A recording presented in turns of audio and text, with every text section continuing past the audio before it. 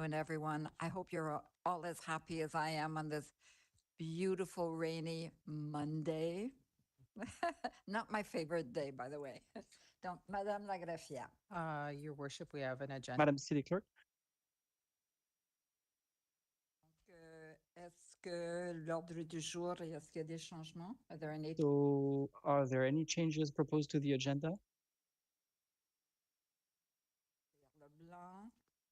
Any questions about the agenda? If not, we will go to a show of hands, right? Mhm. Donc, tout le monde est d'accord. Merci. Motion carried. Everybody agrees? Des conflits d'intérêts. Did we do the adoption of the minutes, September the 22nd? In the wrong meeting, one is before, one is after. The adoption of minutes of September 22nd, 2025. Merci. Could I have a mover and a seconder for the minutes? Conseiller Kingston encore. Conseiller Légère. All in favor, show of hands. Voilà. Motion carried. Merci. Now it's a declaration of conflict of interest et déclaration des conflits d'intérêts. Est-ce qu'il y a des conflits d'intérêts? Non. J'en vois pas. Merci. First up is under new business is a new bylaw respecting the proceedings of Moncton City Council, being bylaw A425. And our city solicitor and deputy CAO, Nick Robichaud, will open it. Bonjour, Nick. Bonjour. Thank you, Shelley. So we have Good afternoon, Nick. we've provided the old version, the new version. We've kind of tracked changes. We've highlighted the changes that we've made in this CRF. It's a lot of housekeeping items. A couple of the substantive items that we have changed, though, we've created a new, or we're in the process of creating a new public hearing policy. So we would remove that as a schedule from the bylaw. And it'll provide a little more detail into the public hearing process. Now that we've had a few kind of more complicated public hearings over the past couple of years, we realized we need to tweak that process a little bit. And by removing it from the bylaw and turning it into a policy, it's still council approved, but it allows us to be a little more flexible in how we make changes to that process. We've also added some items related to First Nations, so a land acknowledgement, and also just some language around some other forms of acknowledgement that we can do throughout the year.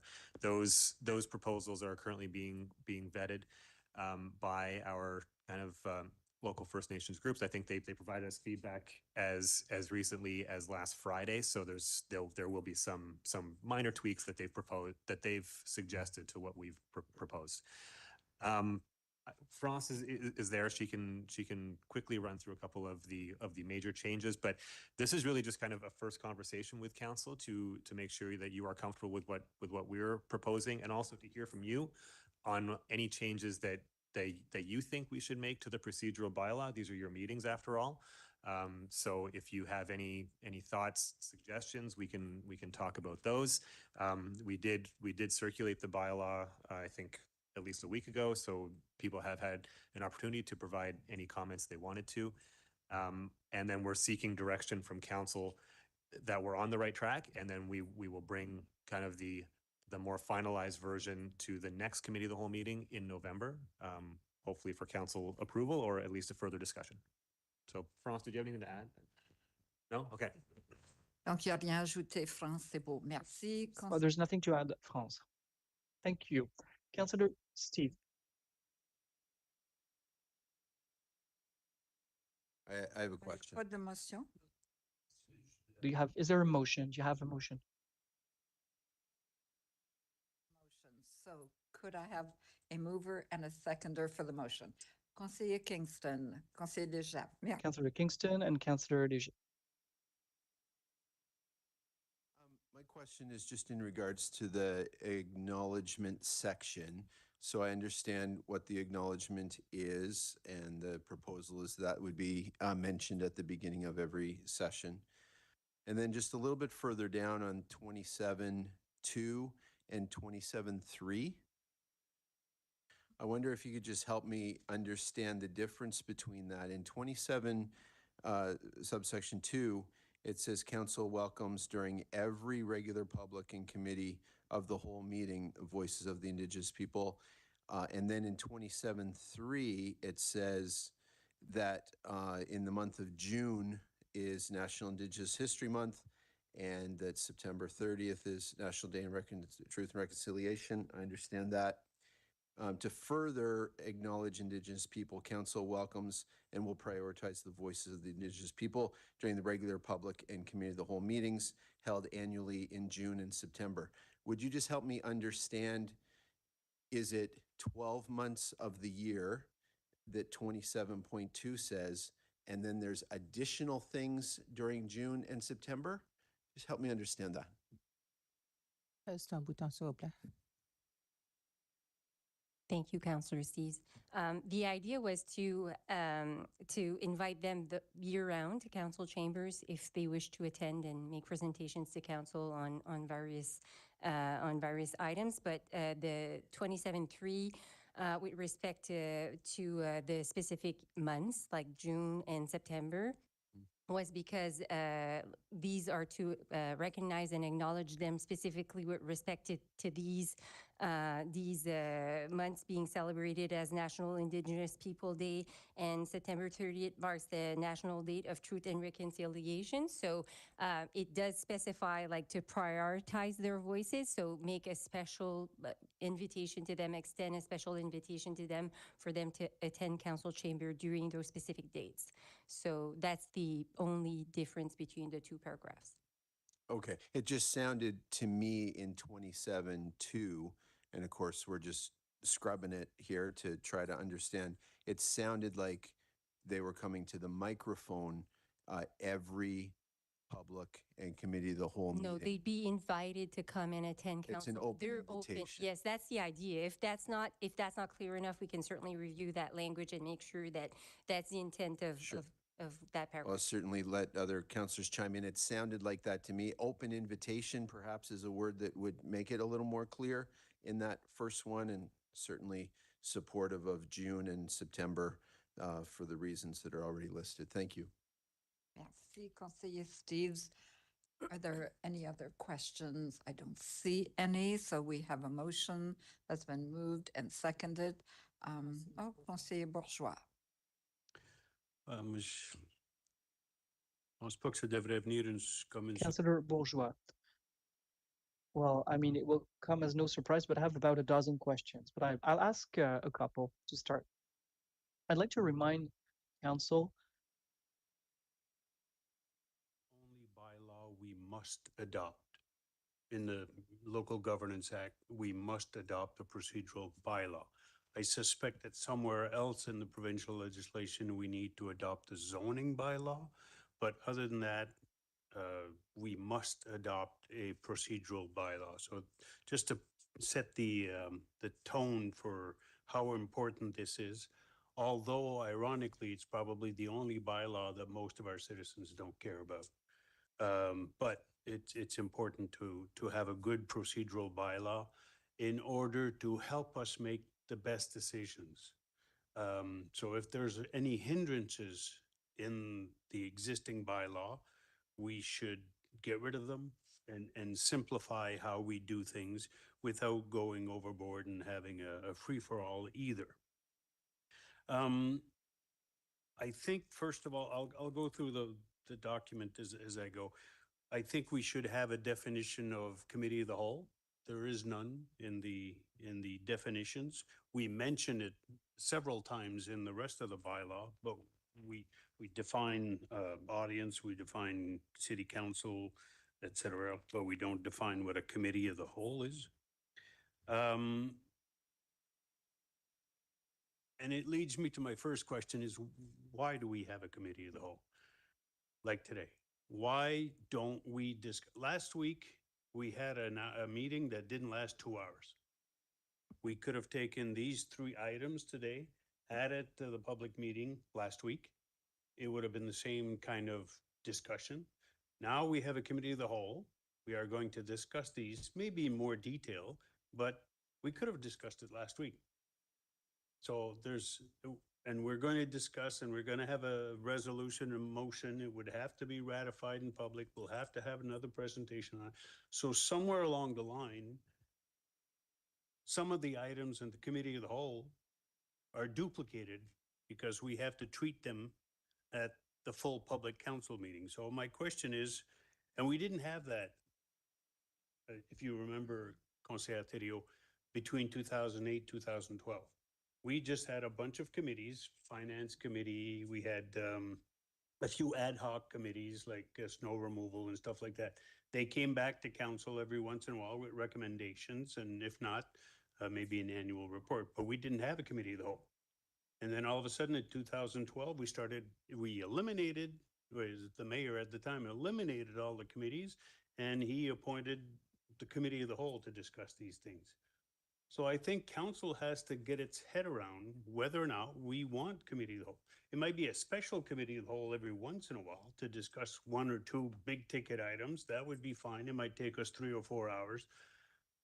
But I fear that we have it too often discussions at the committee of the whole that we should have in full public. And this is the reason why. Do we have any media? No.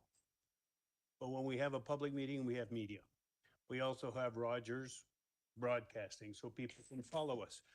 Do we have Rogers Broadcasting, the committee of the whole? Does any? We no longer have Rogers filming. It's all on YouTube. Okay. And Right. Rogers picks it up at 9 PM on the meeting day. Gotcha. Would Rogers pick up this meeting?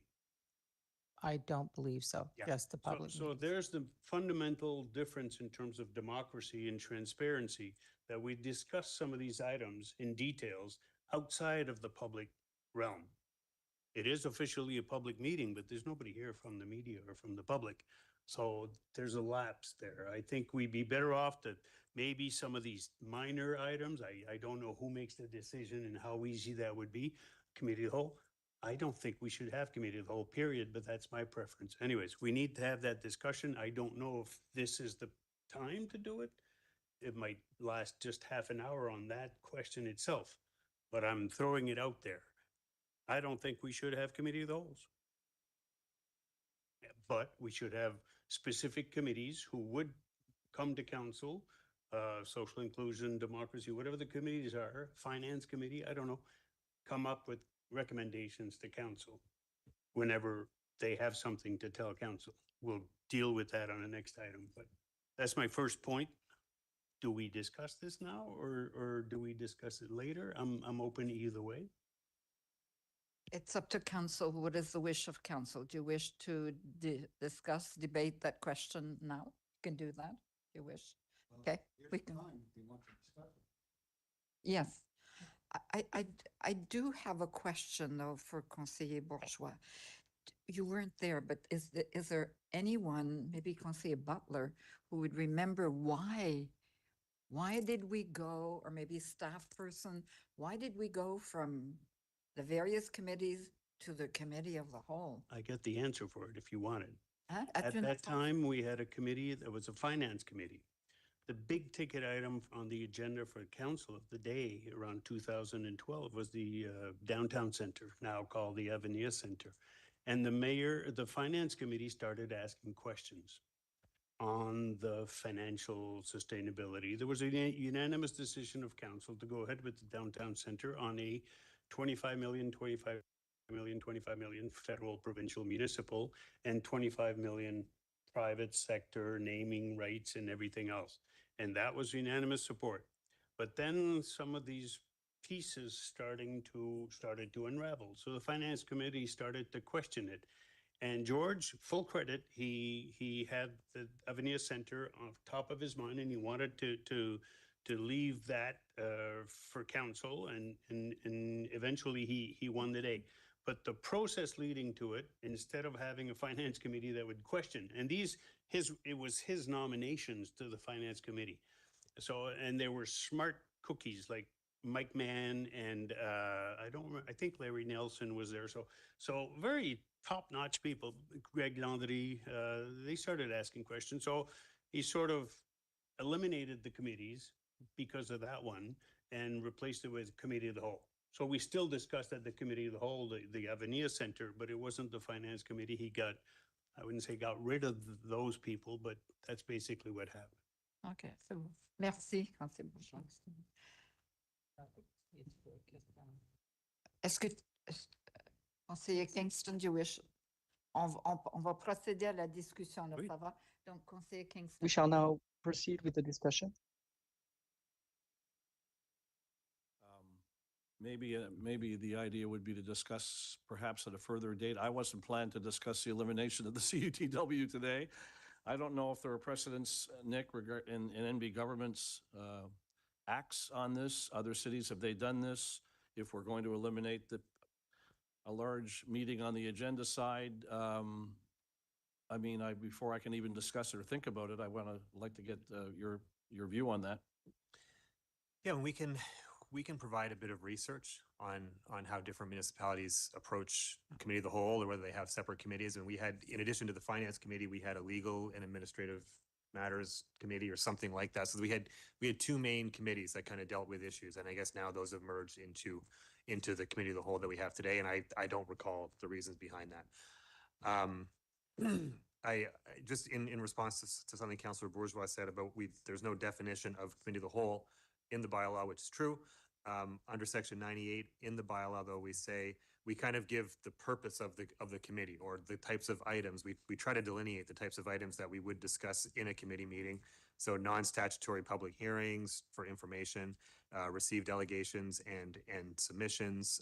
The committee could meet in private if they had to, receive information from administration on emergent items, and discuss and debate policy matters to formulate recommendations for council. So in my view, the idea of having a standing committee like this is to give you the 30 minutes if you need to discuss items like, should we have a committee of the whole or not, or to really delve into other items with this procedural bylaw, which I think deserves extra time. And if we save these items, or if we don't have this kind of meeting and we have to do this in a public session of council, it's going to add hours to our meetings. I mean, we could just have special committee meetings if that was the will of council also. But I think having a standing meeting each month provides us time to really dig into some kind of policy heavy items, gives council the chance to really talk about it and discuss. Yeah, but No, I appreciate the background. That's what I was looking for. It's not necessarily a bad suggestion, Councillor Daniel.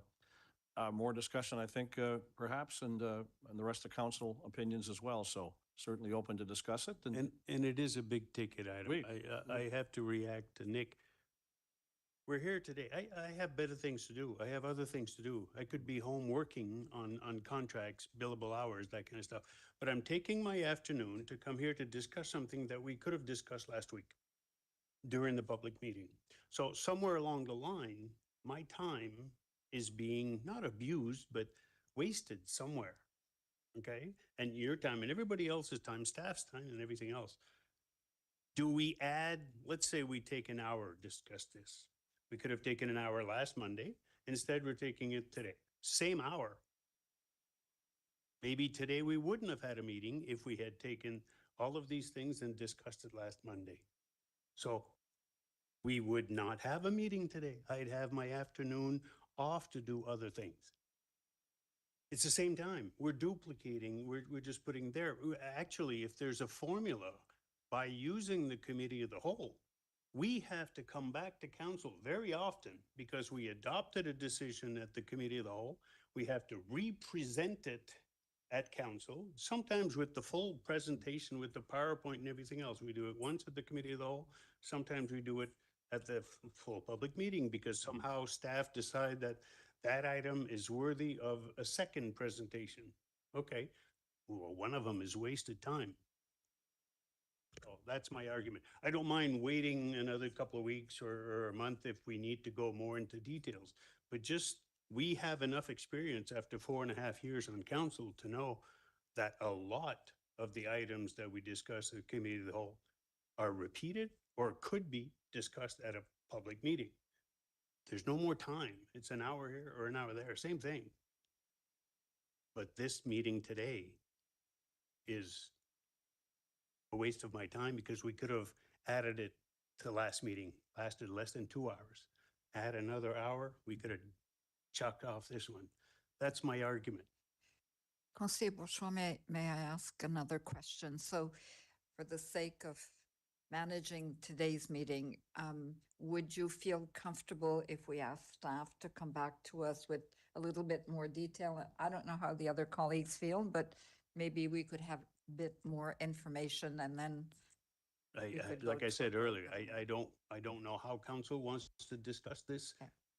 I can make a motion and then we notice of motion, same procedure through to hoops, staff come back. I have no problem with that. We'll have a better discussion next time. I'll go through my list and there might be Just- other things that we add. Juste avant, je veux dire à conseillère Edgett, we're Just before, I'd like to tell Councillor Edgett that we are studying the first item. Merci beaucoup. Councillor Bourgeois, thank you very much. Where somehow someone on staff conduct a small survey amongst counselors to know if the new system to participate virtually is better than the old one.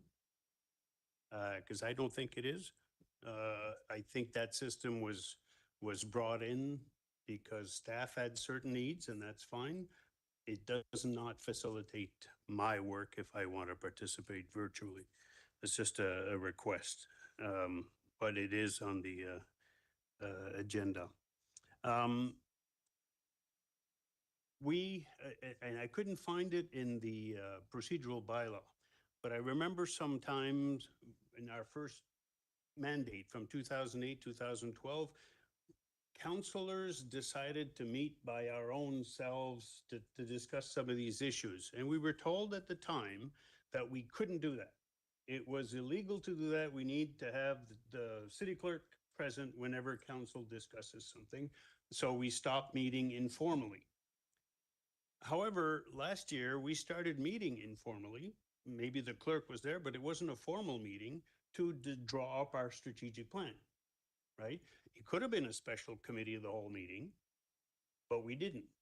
So I think we need to consider either having the opportunity for councillors to, pardon the expression, shoot the shit. Every once in a while, somebody can bring up something and we discuss it without having a formal agenda. Let's discuss this or let's discuss that. Is there any opportunity for, not in the procedural bylaw? We are forbidden, and correct me if I'm wrong, Shelley, but we are forbidden to meet without a formal une convocation officielle, formelle, not to make decisions, but just to discuss sometimes informally. And the best example is strategic plan. Do we need to bring it to a committee of the whole? Or can we have that sort of informal meeting on the sixth floor? That worked very well, but somehow that I'm not sure is legal according to what we were told before. Maybe the rules have changed with the Local Governance Act. I'm not aware of it, but I was told that we can't meet as a council. I can go have a coffee with Councillor Desjardins and discuss anything I want. But in terms of all the councillors discussing something important like a strategic plan, are we bound by the procedural bylaw or not? And if so, or the Municipalities Act or other. Go ahead, Nick. So that's a bit of a complicated question, and it's one that we've raised with Department of Local Government. Other provinces make specific reference in their legislation to allowing for that type of, strategic planning session, orientation sessions, that kind of thing. Our legislation does not have that. We've spoken to the province and they've said, well, of course you can do that. Said, okay, wonderful, put it in the legislation. It's not in the legislation yet.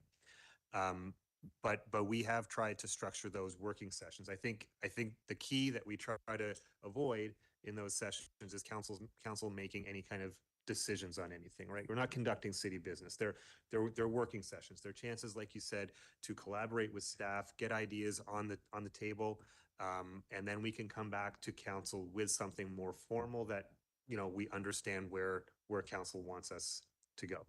Does the legislation prohibit us from having strategic planning sessions more informal? Well, that's a question I'd have to kind of do a little more research. Item number 2 on your thinking, come back to council, see if, 3, if we actually, can. surveys 2. Yeah, Pardon? the surveys 2, that's number 3. Yes, yes, okay. Thank you.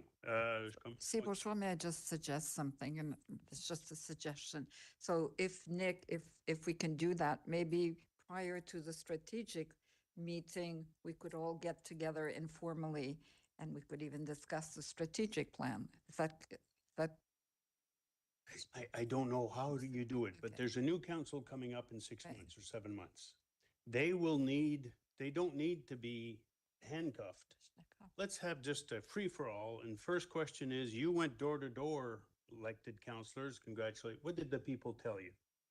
Does that require a committee of the whole, public meeting, or a strategic planning meeting that's not covered by this? Should it not be? If the legislation does not prohibit us, can't council say at the request of 3 councilors, council will hold an informal discussion on a specific item, that kind of stuff. I'll leave it up to staff to come back to us with solutions. But unless council doesn't want to have strategic planning sessions, to me, that'd be kind of silly, but council is supreme. So if it doesn't want to have informal meetings, we'll just throw that one baby out with the bathwater. Continue. oui, allez-y. Honnêtement, là, tu, 2 autres questions, OK? parfait, puis là, tu continueras. And I probably printed the wrong version because I did not know 27, as Councillor Steves mentioned, is not mine, so it's probably the old one. But in section 23 of the old one, when a committee the meeting of a committee is open to the public, how does the public know?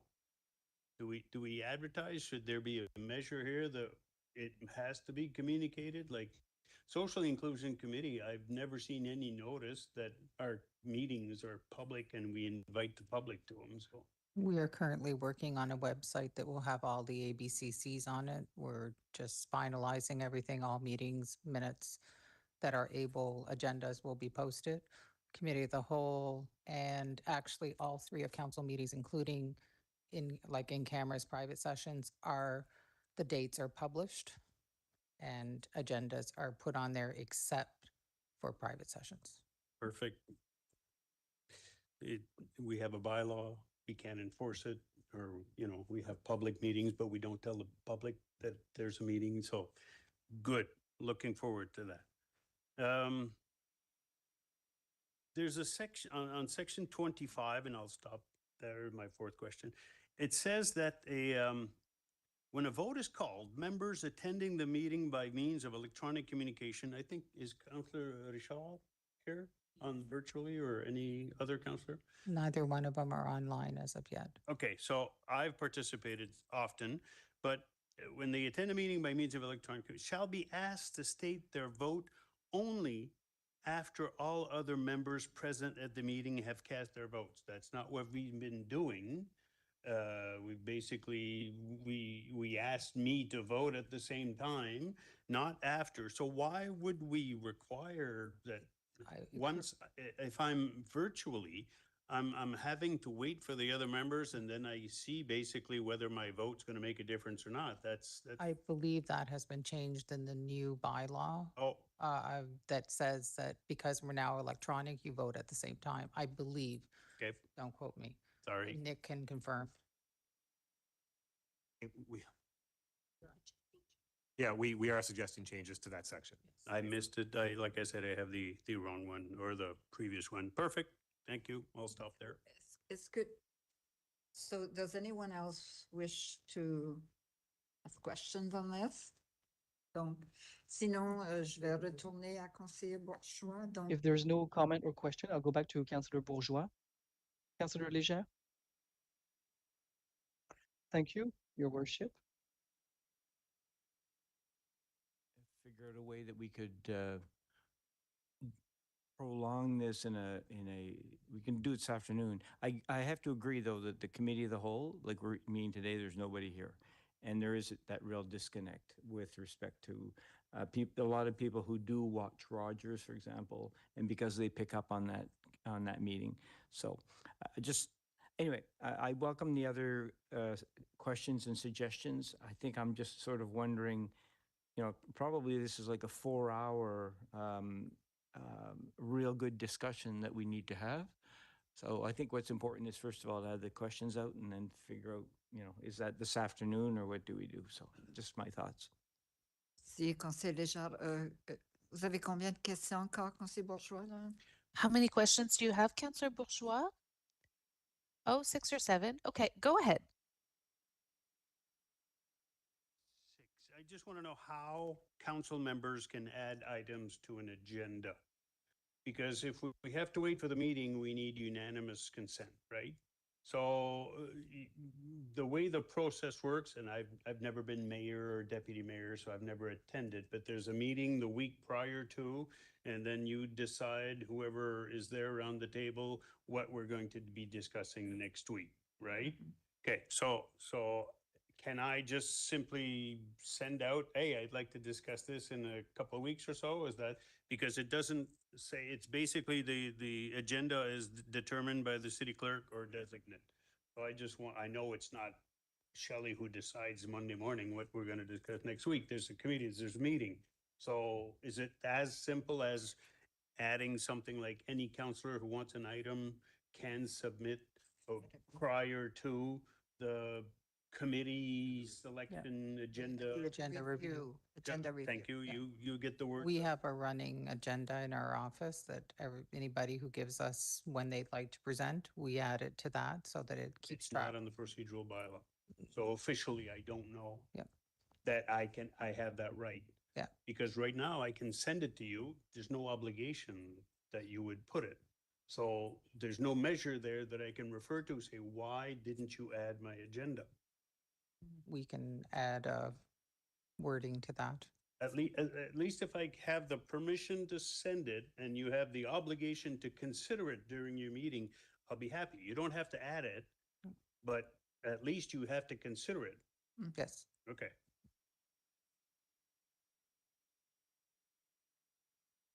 Thank you. Moving right along.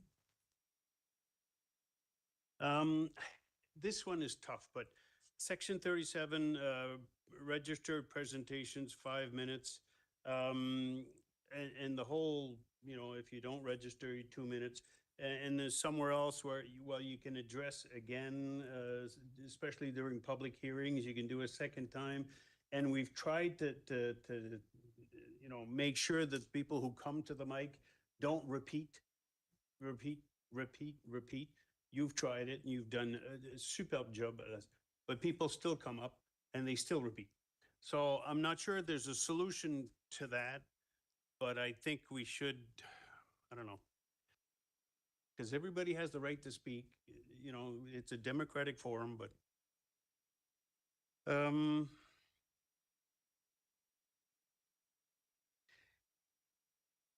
in section 43B, a motion to refer the matter to administration for review and recommendation at a subsequent time. And that piqued my curiosity. We've discussed it among some of the councillors. Do we actually need recommendations from staff? If so, why? Why can't staff come to council and say, here are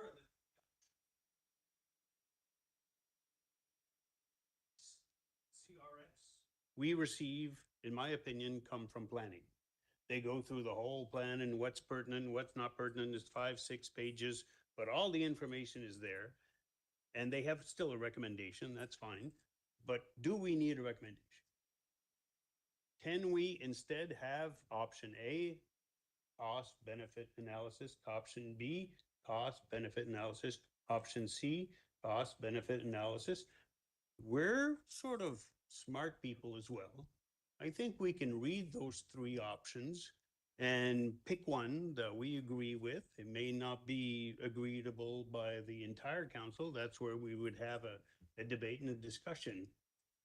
The problem is once we have that recommendation, what does the mayor have to do according to procedural bylaw? We can't discuss an item until there's a motion. And the motion is usually the recommendation. You just asked the first, does anybody want to move the recommendation? So, and once we have that recommendation, another procedural bylaw, I think it's 58 and 68, says you can't discuss another motion. So we can't discuss option B or option C. We have to decide first on option A unless it's removed, right? So that, nobody does that. You go home, you want to buy a car, you sit down with your spouse and you go, okay, what can we afford? You don't say, okay, let's start off with the motion. What kind of car do we want to buy? You say, let's explore, let's go get the information, and then a house, car, whatever. You have a discussion first, get the facts first, and then you have a motion. We work differently for whatever reason. I've never seen this in volunteer organizations. I've seen this at council, that we need to have a motion first and then we discuss. So I'm not sure we need a recommendation because it could be made in staff's, in a conclusion. Staff recommend option B. But in the decision, it should be up to something like council should adopt one of the three options. And then we leave council to debate with our consideration, 1 foot considering what our citizens and 1 foot considering what we think is the best. C'est une excellente question. So what do other cities? That's an excellent question.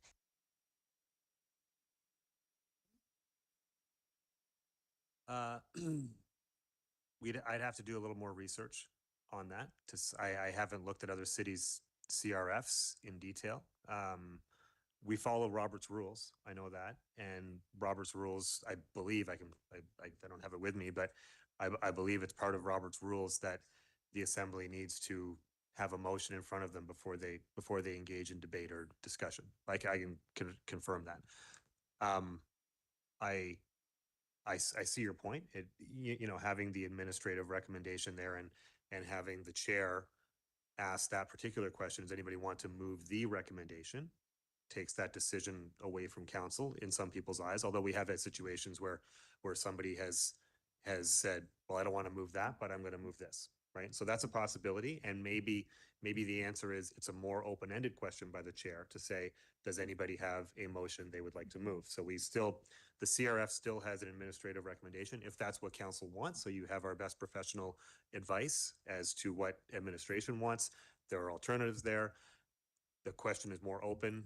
A councillor can move whatever they want. It could be one of the listed alternatives. It could be something completely different that we haven't thought of.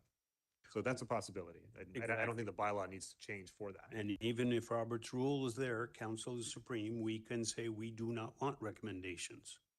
I don't mind, I repeat, that staff put a recommendation in their conclusion. But when the title of recommendations come in and there it is, we're sort of the reflex of the mayor say, anybody want to move the recommendations, which is exactly what she did. So we're sort of painted into a corner before we can start our discussions. Maybe there's information that's missing. And to me, the solution, as most people work in their decision-making outside of city council, is common sense. Get all the information first. So first round of discussion, the mayor would say, is there any information missing here or information that you think is wrong? So let's have the discussion or the specific, no discussion on opinions, just facts. Are there facts that are missing here? Next round, what do you think? And you could go around the table with all councillors saying, well, I think this and I think that, and opinion. Okay, now we've had that discussion on facts and opinions. Does somebody want to make a motion? That's what most people do in most organizations. But in this organization, Robert's rules notwithstanding, doesn't make sense. Doesn't make sense because it doesn't lead to the best decisions. The best example I have, and in an extreme case, is the menorah, where we, in a private meeting, and I won't go into details because it's private, but once we had the first motion, which was the recommendation, it prevented us from adopting what we adopted eventually a couple of weeks later, which I think is the better decision. How come we couldn't do that? Well, we couldn't debate that motion because we were still discussing the first one. So we had to, and then there was a vote taken and we went that way and all hell broke loose. So just one example of how doing this way, Robert's rules, is counterproductive to making the best decision. So if you want to go back and consider how we do it, but I don't want council to be bound by a recommendation from the get-go, and that we cannot discuss the issue without a motion. That does not make sense. Let's have a discussion on the facts first, a discussion on the opinions first, and then look for a motion. We did that on an issue of maybe 6 months ago when you came in first, and it worked marvelously well. May not work every time, but it's more common sense than not. Merci, Councillor Bourgeois. I tend to agree with you on that. So Nick, could you find out how other municipalities are working through these motions and? I can, but it might be nice to hear what other elected officials have Oh, to say about I that would love also. I to don't- hear I don't as well. Merci. So does anyone else wish to speak? Conseiller Butler? Yeah, thank you. Yeah, you know, I agree with a lot what Councillor Bourgeois is saying about recommendations and things, but, you know, I do rely on staff and their expertise on a lot of things. You know, with finance, you know, I would love to had my pool built 5 years ago, but because of the recommendations from Jock and them, that, you know, the money's just not there, you know, so I find when they come, you know, and we could maneuver a little bit regards to the recommendation, but, you know, when you look at it, if there's a recommendation, you're right, but we can vote it down, that first recommendation, and there's usually one or two different recommendations farther down, you know, we can reconsider.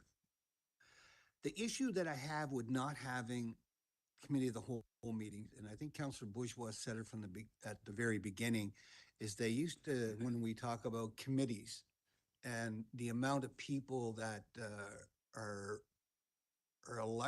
selected to sit on committees from outside, they're not elected officials. The reason why I like it, the committee of the whole, is when it comes here, it's the elected officials that make these final decisions. It's not a group of non-elected officials, people sitting on committees that come forward, and then that councillor brings forward a recommendation. This is, to me, this is democracy. The people in Ward 3 is has elected Dave and I to bring their concerns forward. Something that might come forward in a committee of the whole might affect our ward, but I'm not sitting on that. I'm not sitting on that board or on that committee with residents from the city that's been elected. And so to me here, if I kind of take this between, when I think of a committee of the whole myself, I could be wrong, but this is mine, that here is the public, here's the private, we're kind of in between. So, and I kind of like that, you know, we can still batter around here and kind of get our point. There's some really good points that you did bring forward, you know, with the recommendations. Also, I've never used the online, but I've seen where people have been online and hasn't done very well trying to talk or get notified that they can speak. So I think that is something that survey, but yeah, but I've never been on council where we didn't have the committee of the whole. And I find I really like it. I really like the committee of the whole, and I don't want a whole pile of committees. I find the more committees we have, the more issues we have. The more issues we have is certain people have to be on every committee in a city. You know, just certain names pop up. And after a while, are we really getting that everybody in the city speaking? No. So, you know, and it takes time from residents too. And again, you know, we'll go back to when we 2012 or 2016 when I came on and we got the raise in pay. You know, one of the reasons is that you're putting more hours in. We're putting more hours in. And honestly, we do. I don't know about the rest, but you know, I know Councillor Buja puts in lots of hours too, but this is, to me, this is just a part of my obligation to not just to Ward 3, but to the city. So I'll leave it there. But I mean, listen, I'll go along with council, whichever way they want to, you know, it's most, I agree with we could do a little bit better with the rubs and rules of order regards and recommendations and things like that. But I still like to have staff here so I can lean on their expertise, or I can call them on it. And I wouldn't want them to feel awkward if I called them on something and they weren't part of a committee, put them on the spot. So anyway, that's my view. Thank you. Thank you, Conseiller Butler. Donc, est-ce qu'il y a d'autres questions? Any other question from someone who hasn't spoken yet? Non? Conseiller, Monsieur Gérard? And it's for Nick, and I think going back to one of the comments like Councillor Bourgeois made, or one of the questions that he had, when it comes to the CRF and how we represent the recommendation from administration, if we modify that, that really wouldn't have much of an impact on the procedural bylaw. So we could address some of the concerns that Conseiller Bourgeois had by modifying our CRF, and that's something we could probably explore and see if that would work, still ensuring that council has recommendation from administration, but perhaps not, what should I say, positioned, if you want to, as a motion, and allow a bit more of an open-ended consideration by council. Yeah, we can certainly do that. I was just thinking there might be some exceptions to that, like tenders, for example, planning matters. We may not have the same flexibility for legal reasons. But for the most part, we can make it a more flexible recommendation.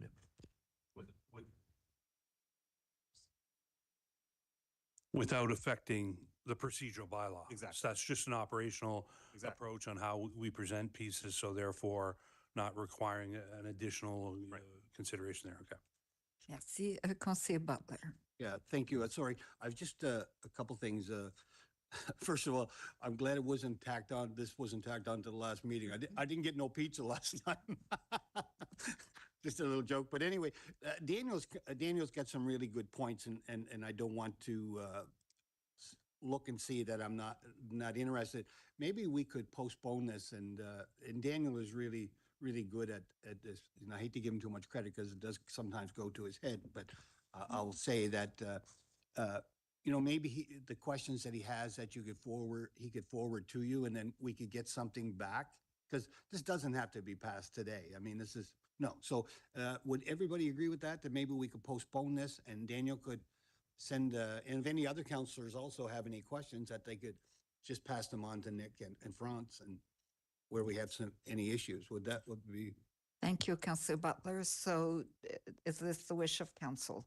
Do you wish to go with the recommendation from Conseiller Butler? I'm fine with that, so. Conseiller Bourgeois, vous avez un grand sourire, donc. Big smile on your face, Councillor Bourgeois. Go ahead. Ah oui, c'est vrai, oui. So I don't mind postponing it again, but we had this discussion, and I sent staff my concerns, so we can postpone it again. I don't mind. You want me to resend you? Well, I don't remember getting them myself. I send it to staff. Oh, but I think that, to be fair, that council should have known what you were sending. Yeah, didn't I send it to council as well? I don't remember seeing them.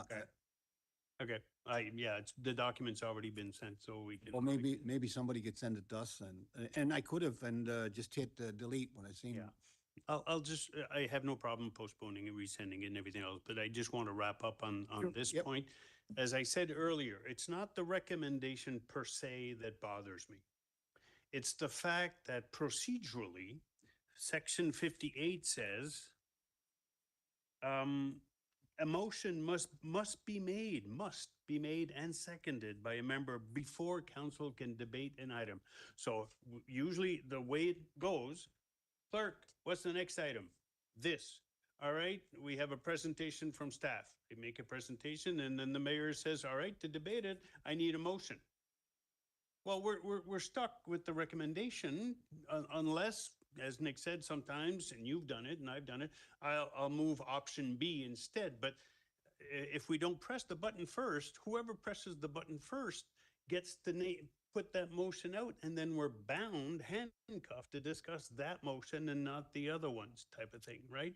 So is there a way, I don't mind staff presenting their recommendation. I think it'd be preferable for me anyways, in a conclusion somewhere. Staff recommend this option for these reasons. That's fine. I appreciate that.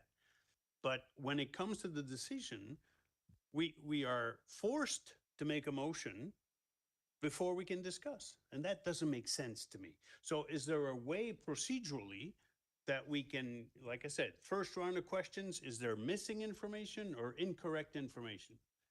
Nobody else says anything? Okay, second round, would you mind stating your concerns, your opinions, why you think that? All right, everybody's got a chance to kick at the can. Now I need a motion. So we've got usually 2 or 3 options, and then depending on, remember the menorah thing, where we had 3 options and the motion was made, and then afterwards we were bound by that one. Well, after a first discussion, we probably would have made the right call the first time. That's my conviction, that we would have made the right call the first time instead of making the wrong motion. It was adopted. We came back on it.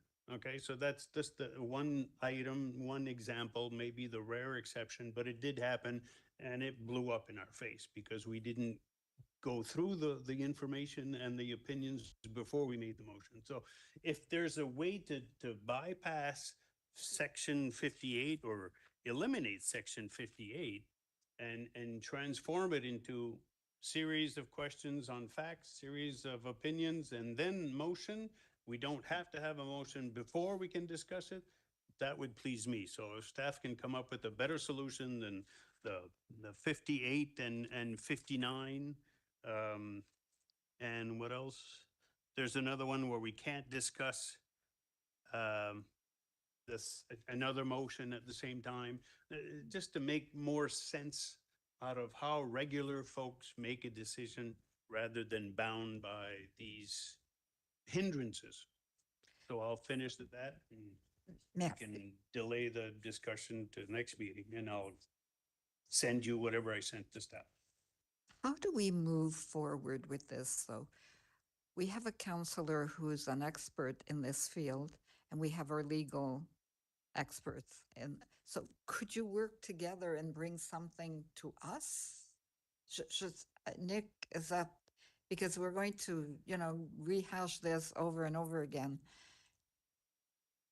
We can do similar to what we did with the ABCC's policy. We had a list of questions from Councillor Bourgeois. We can respond to each of those questions. I do have the document that you sent me. I don't think it has all of your points in it, but it has a large amount of them.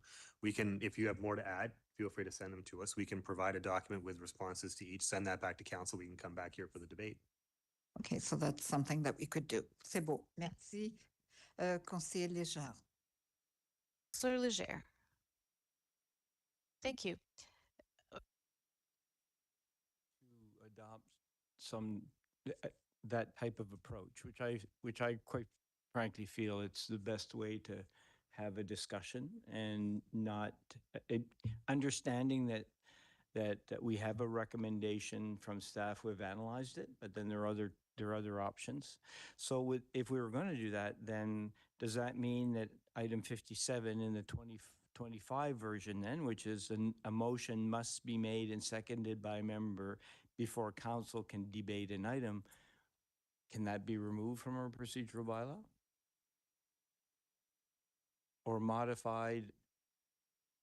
Definitely needs to be modified. I think it can. I'd like to do a little more research and bring Okay. it back to council first, right? I mean, I know Councillor Bourgeois made the analogy about how you go about, buying a car or deciding what to have for supper around your kitchen table. I think this kind of forum is a little bit different, and I think that the Robert's rules they're very detailed and they're very hard to understand, but I think they're in place to make sure that we're, doing efficient decision-making. We're debating one thing at a time. I mean, I think we've all been in meetings where the conversation has been very confusing when there are lots of ideas pinging off, one way But and the other. So it helps us to keep things organized. Right. But Y- so I'd there- like probably a little more detail. There need to be recommendations. I get that. And there needs to be an analysis.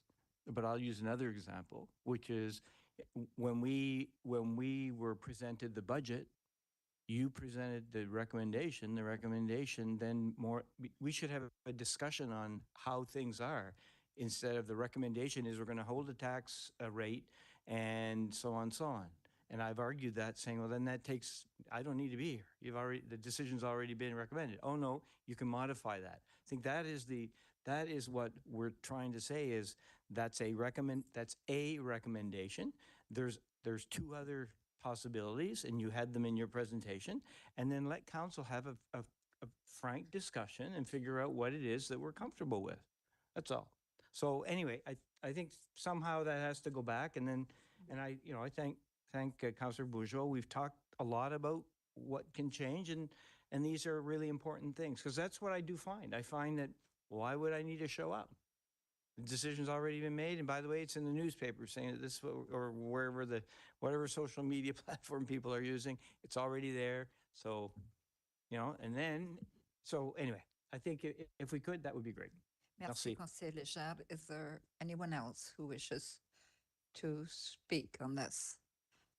Sinon, Conseiller Bourgeois, est-ce que vous avez d'autres questions? Non? Councillor Bourgeois, do you have any other questions? Are you done? No, that's great. Perfect. That's great. Thank you very much. Postponement. J'ai pas compris, là. The postponement of the motion. So we're going to postpone. Councillor Butler, did you want to motion to postpone? Okay, you will require a seconder. Okay, so I need a mover and a seconder to postpone. Moved Councillor by- Butler, you're moving that to postpone, and I need a seconder. Conseiller Steves. Okay, bon, merci. Can we? Perfect. Thank you. On this. Oh, no, If not, we will go to an electronic vote. it's up on your screen. To To postpone. postpone, yes.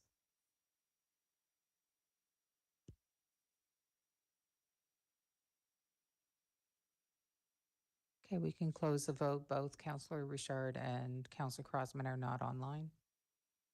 Motion carried unanimously. Merci. Madame la greffière. Madam Clerk? The next is agency boards and commissions and committees. It was postponed at the August 25th, 2025 meeting. And Nick is here and myself. Council will note that Councillor Bourgeois had sent us some questions and we've answered it and we've put it in a document if there are any questions.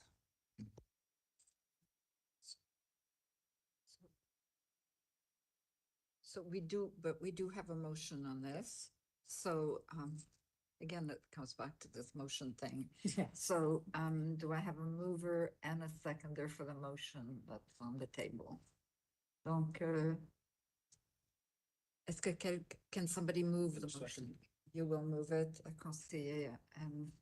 Conseiller Bourgeois, do you wish to second? No? Conseiller Leblanc? Oui, c'est beau. Thank you, merci. Conseiller Sur les Bourgeois. questions, Conseiller Bourgeois. Conseiller Bourgeois, and then Councillor Butler. Councillor Bourgeois? I can leave my turn. I can get to this later. I wanted to address the answers to my questions. Okay, Councillor Butler, you have the floor. My issue with this is, and I couldn't seem to find it, the answer, is that I still don't agree. I find that what's happening especially with our boards and committees is that we went through this a couple years ago with planning, and we selected people and then we ended up, became a mess in the media. And we just went through it again. It never came out yet, but it'll be coming with the bilingual policy.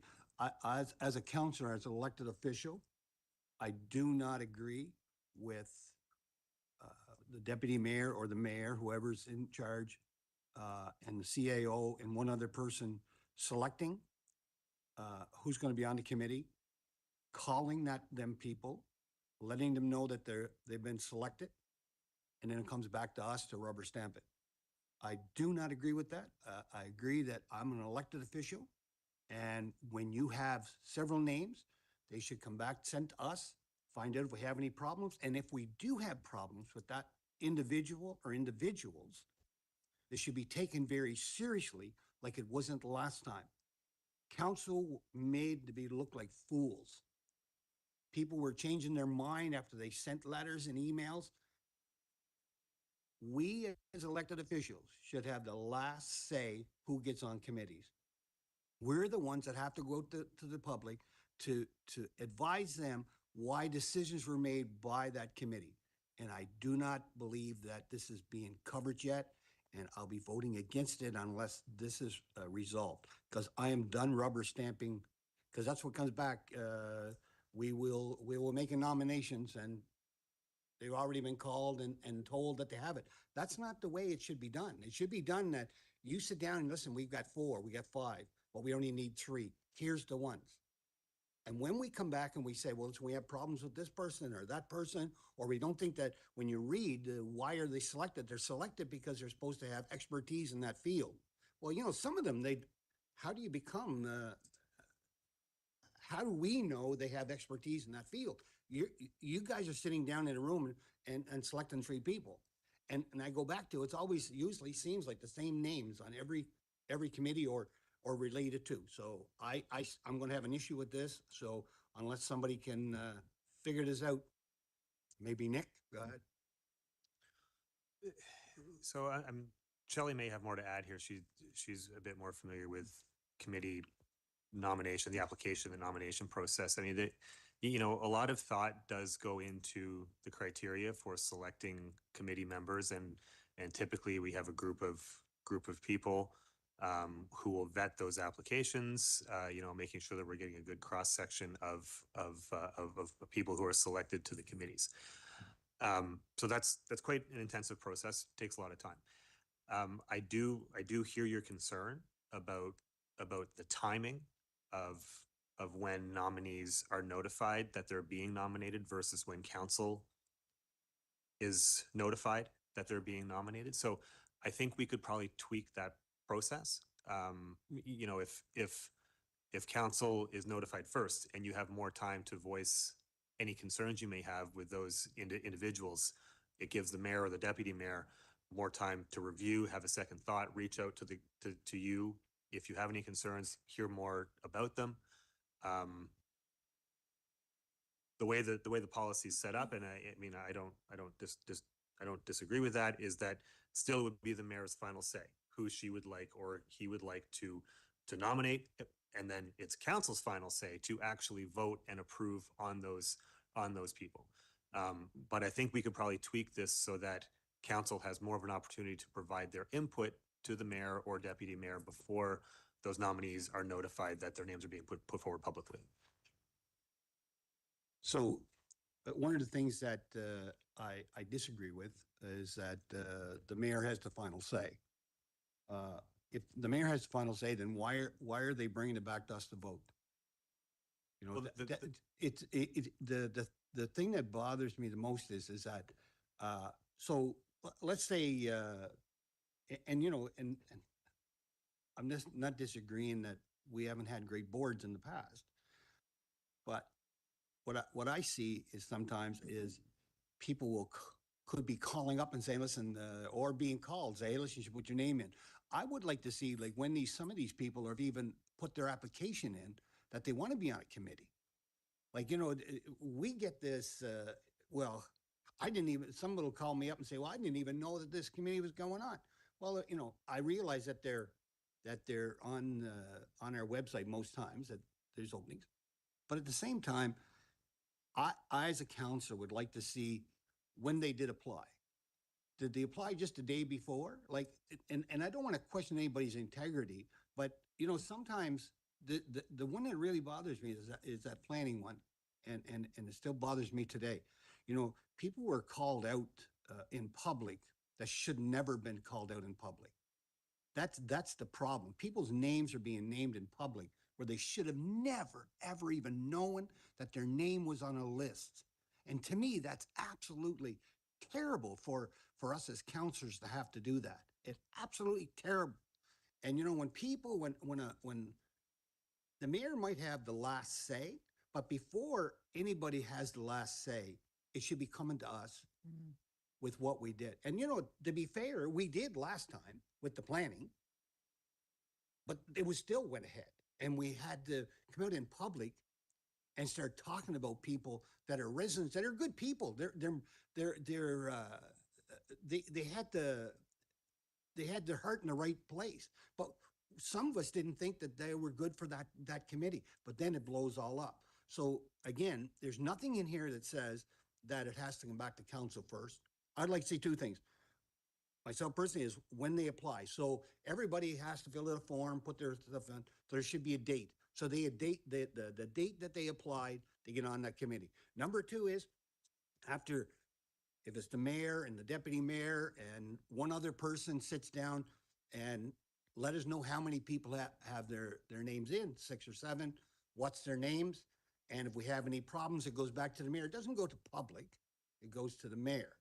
And then we find out then, okay, maybe this person can be removed, another person can be put on.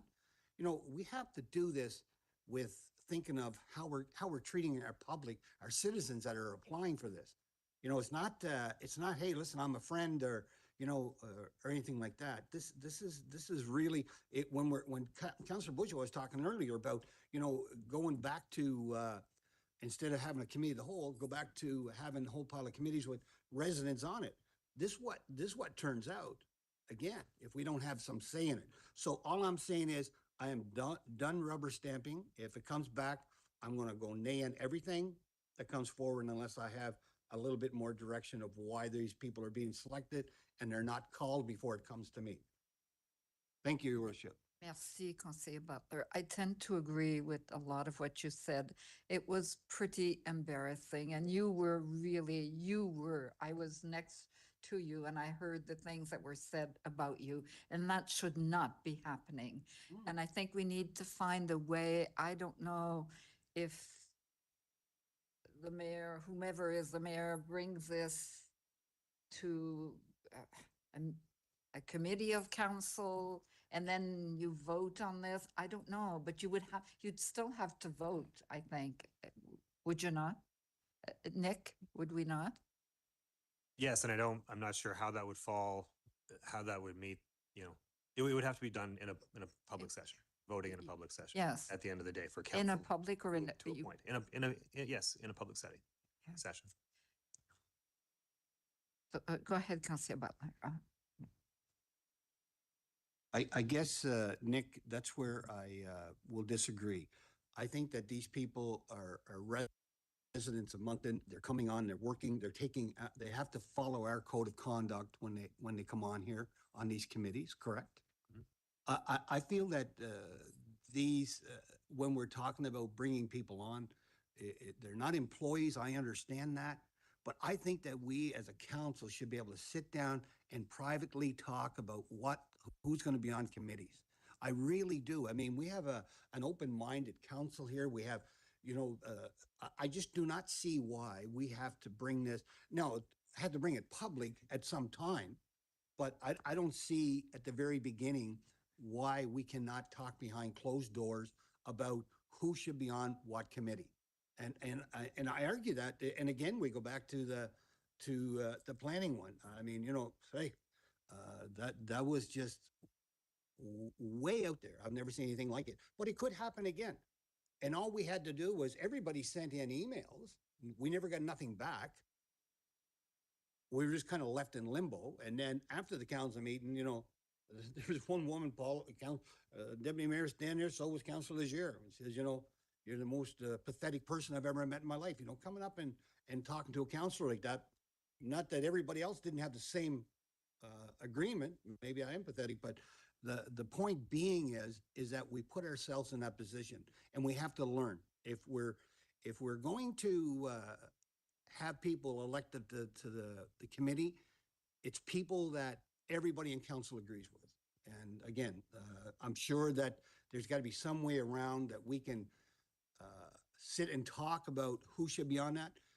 Because if Paulette's there and Serge is there and one other person, I mean, why can't we all do it?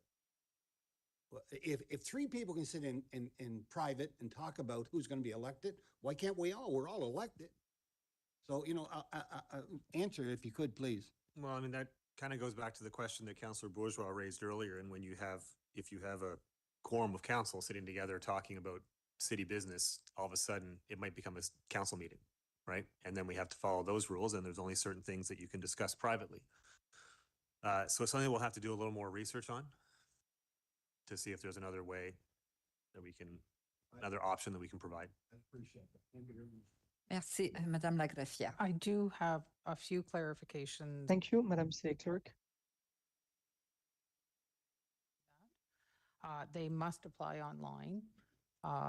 We don't accept emails anymore. Serge, I don't believe you sit on any of these nominations. I believe it is the committee itself, like staff.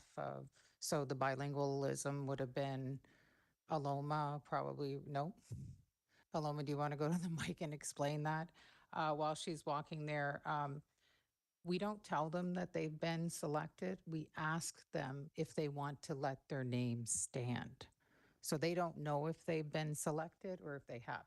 So that's. I was kind of born and making up last night when that one came up about, but listen, when I talked to Paulette about the bilingualism, just to see how it came up, she said her, Serge, and I think it was Nicole sat down that day. You could have been mistaken, but that's what you told. Sorry, what? That you told me that you, Serge, and Nicole sat down to go over the Mm. list. It was Oh, I got, Aloma and Melanie well, who then. were working on the committee. Yep. No, So anyway, Do you want me to just give you? Yeah. Please 1 please minute? go ahead Go and ahead. explain the Sorry. process that we went through. So the way that the process happens is all of the applications come in, there's a rubric or some sort of list of criteria that are made, and whoever is going to be staff support to that committee. So in this particular case, it was Melanie and France and a member of the HR department went through reviewed all the applications, kind of coded them according to what criteria they would meet, what sort of expertise they brought, and tried to put together a list of names that were the most sort of diverse and broad possible to meet all of the criteria that were needed in the list, and making sure they, you know, weren't going to get 6 people that had the exact same expertise. And then they brought that list of names back to the deputy mayor. Yes. Then there were notes. No, they were reached out to ask and to see if they were still willing to let their name stand. Okay. The challenge is, Councillor Butler, that if we don't ask them, and then by the time, but sometimes there's quite a lag between when they apply, and sometimes we're taking names from even, like, this one's a little bit of a different case because it's maybe 2 or 3 months since they applied, but sometimes it's quite a long time. And so if someone doesn't at least ask, the risk is that it's going to come forward to a public council meeting, you're going to appoint them to a committee, and they didn't even know that they were being So here considered. could be another way. After you get to them, you could come, because it's more important for council to know than for them to know. That's the way I look at it. So in other words, what you should be doing, and maybe we can get around to that by some way, is bring it to council first. Say, here's the 4 people that we're looking at. Mhm. Do you want to go ahead and ask if they'll stand? Because as soon as you call somebody and say, listen, everybody knows if you call them up, it's another way of saying, hey, you're on this if you still want it. Yeah. What we're trying to say is, I'm not rubber stamping that anymore. and you know, this is not on you. Don't get me. No, and I concur, and I think the challenge is the way it's been done in the past is those names come to council, I think maybe on the Friday before the meeting, and so it doesn't really give you enough time. So it may just be not But worth no, it. that's not what I'm arguing about. No, When- but I'm when it saying come, my argument. No, but I'm is- saying if the names came to you on the Monday or something before the meeting, so that you'd have a chance to have that discussion. Mhm. And if then they wouldn't be notified before. They could still be notified before the meeting if everyone was concurred that they were going forward. And that's but- what I'm trying to say. No phone calls to anybody until it comes back to council. We as elected officials will have the final say if you're going to contact them, see if they stand. Yep. I guess that's a fundamental difference that that I think you as a group need to decide on. I mean, and I don't quite know the process for it, but it sounds like you're talking about taking away the power from the chair to make nominations that No. she wants to do. No, that ain't what I'm saying. Okay? What I'm saying is before it gets to the chair, okay, we as council have to know before you call anybody and say, listen, do you want your name to stand? We would like to have input. Right. So then it goes to the chair and the chair can notify them that, yeah, there's no issues. We've talked. The mayor, the deputy mayor, the mayor can contact and say, listen, would you like your name to still stand? We have to have some input because if you call them and you notify them, say you want your name to stand, then it comes to us. We get that rubber stamp and I'm not doing it. Totally agree. What happens in the situation where there are concerns, but the mayor says, I'm still going ahead with these nominations? So then we will have an argument with the mayor like we did with our former mayor about the planning. But what I'm saying is that we have to change this, what we're bringing up today about agency boards, commissions, and committees, the policy, that something has to come back to council before people are asked if they're going to keep their name standing. We have to have some input. If not, if it just goes back to the mayor and she says yes, and we have no input, then why is it coming to us to even vote? Like, you know, it's already done. How do you tell a citizen your name's been picked? Okay, we're saying do you want your name to stand? Well, it's the same thing if you call me up and you say, listen, and I've got a couple of calls over the years when I wasn't on council from George. You know, we have to do this different. It's not working this way. So Councillor Butler, may I just add that we are working within a democracy. So it's a democratic right to vote yes or no. Yep. So I think, and that's fair. I think that we should be allowed to do that. I really empathize with what you went through the last time, and I hope that this will never happen again. Really, it was, I'm still shocked by what I saw in that room. I don't think that I don't think that this is going to happen often. I don't know how we got it going to that point, but somehow we did, and now we pay the price for that. So I don't know what else to say, Councillor Butler. I just want them not to be notified until we know. That's not much to ask as elected official. It makes common sense. So maybe we're saying the same thing. I think we can tweak the process so that, let's say we have a council meeting coming up next Monday night with appointments. Today, council would receive an email from the mayor saying, these are the people who are proposed to be nominated. Here's some background on each of them. If you feel you need more info, you then have Monday, Tuesday, Wednesday, Thursday, Friday to reach out to the mayor with any concerns you might have. She has the opportunity to speak with you each individually if you have concerns. And then come Friday, she can make her decision of who she wants to nominate. As long as nobody's notified. Right. Before we have a chance to talk to the mayor. The last time. Right. Even with the planning, they were notified that they were on the committee, and then it came back to us, even after we sent emails in. Yep. I don't want to rehash this, but you know, we have to, as elected officials, we have to have some say in this. But I agree. So, right, and so I guess all I'm saying is, yeah, and she cannot notify the Absolutely. nominees, or the way that we do it, ask if they still want their names That's to right. stand. That could happen Thursday or Friday. That's, But that it could also, happen after the meeting, then we vote for it. Pardon me? It could happen after we have the meeting and we vote for them. Well, we try to avoid that because we don't want to be in a situation where council appoints somebody who's since moved to St. John or something, right? We need to make sure that they still want to be part of the committee. Right.